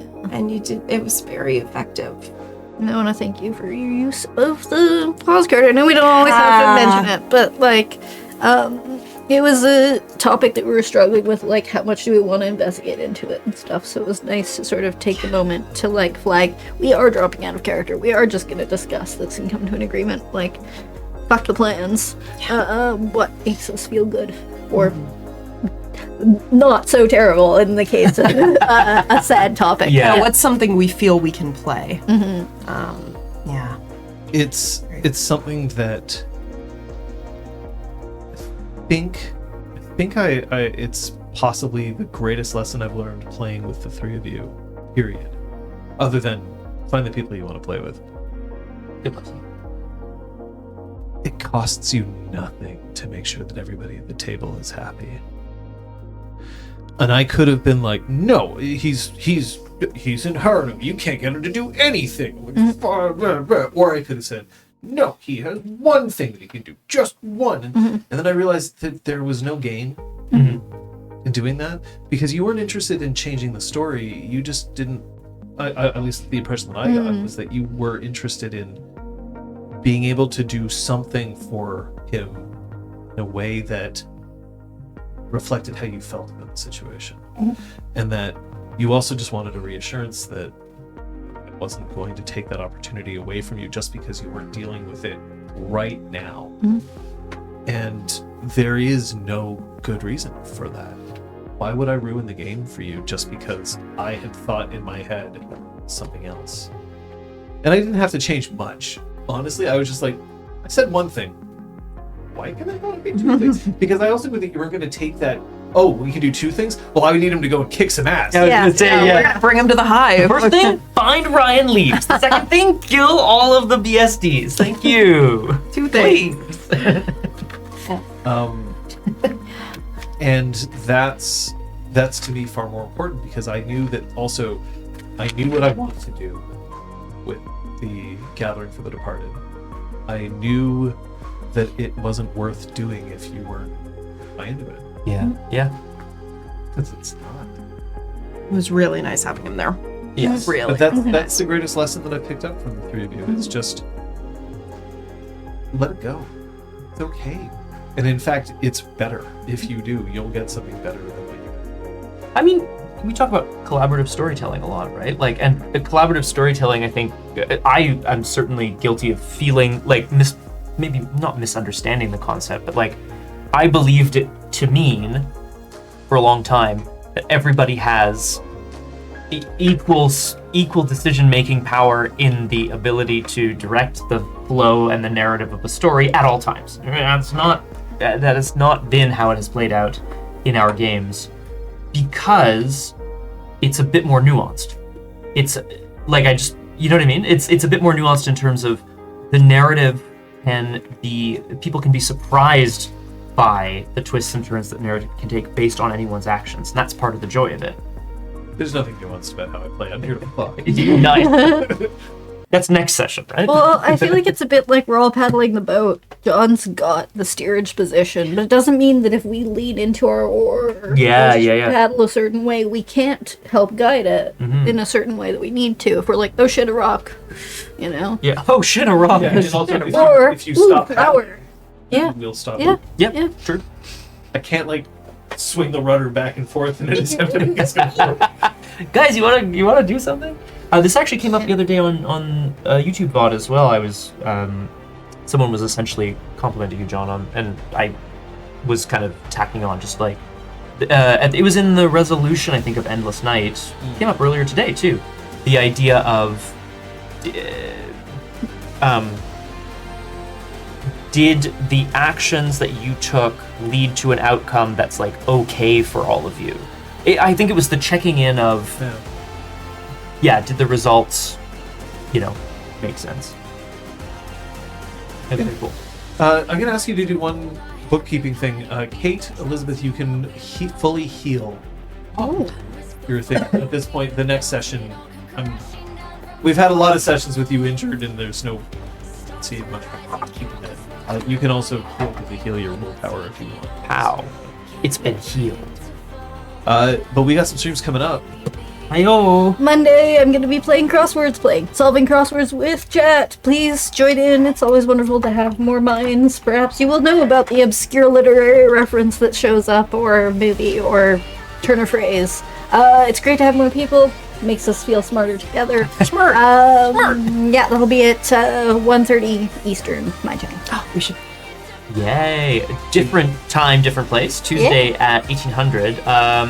One of my good friends who's been streaming on the channel, Paul Prospero, he tried to take a new job gardening, and it was like a little too spooky and a little too hands-on for him. So he's going to do something less spooky and inspect some cabins on Tuesday night at 6 p.m. Eastern. I take it he's doing like quality control for cabins, and I feel like that should be pretty chill. Yeah. So obviously, Sploo and Aragorn, please come and help him. Oh my god. I hear it's a really scary game, guys. I don't like it. Come join me for that. I stream a character. Whoa. Wednesday, Cry. local Montreal internet celebrity Patrick Sklar will make his return. Yes. The Backroom for Backroom Deals, a live play Netrunner stream. I'm gonna see if I can find an appropriate learn to play video and post it to the Discord. Just if there's anybody who wants to have a nice overview of what the hell the game is, we'll be able to do that for you. And if I can't find one, maybe we'll have to make one. Imagine it. Actually, Oh no. probably good to make one. Yeah. Friday? Friday. Yeah. Punchy's on. Punchy. Cyber Punch. Cyberpunk. Because we have Scotty back. Hey. Oh yeah, I was like, I wasn't unavailable. It was me. It because I was, played Chio. yeah, it was my. Saturday is that up in the air or is No, this Saturday we should be Saturday's good. a good. I think, yeah. Is a good. So yeah, so you can catch me again. I stream 11 a.m. Eastern. I think we're gonna be doing some Tooned content again, a standalone. But like, you should find out. Toast, what's up? But you should check the Discord to see what I end up deciding to do. And so help me God, we are finishing the Clue in the fucking diary. I hate that Swedish diary. God damn that Swedish diary. Sucks. Damn it to hell. The Drew Crew is fun. so Drew you should Crew. go- Yay, it's a good time. Sunday? We'll be back here, same time, same channel, for episode 61 of Montreal by Moonlight. I was just saying 61. 61. Nice. It's fine. It's not great. Sunday is a great day for those of you who are enjoying football. That'll be today. It's the Super Bowl. I hope you have a good time watching it. In the meantime, I know where I'm going to go. Yum, yum. See you next time. Bye. Boop, boop, boop.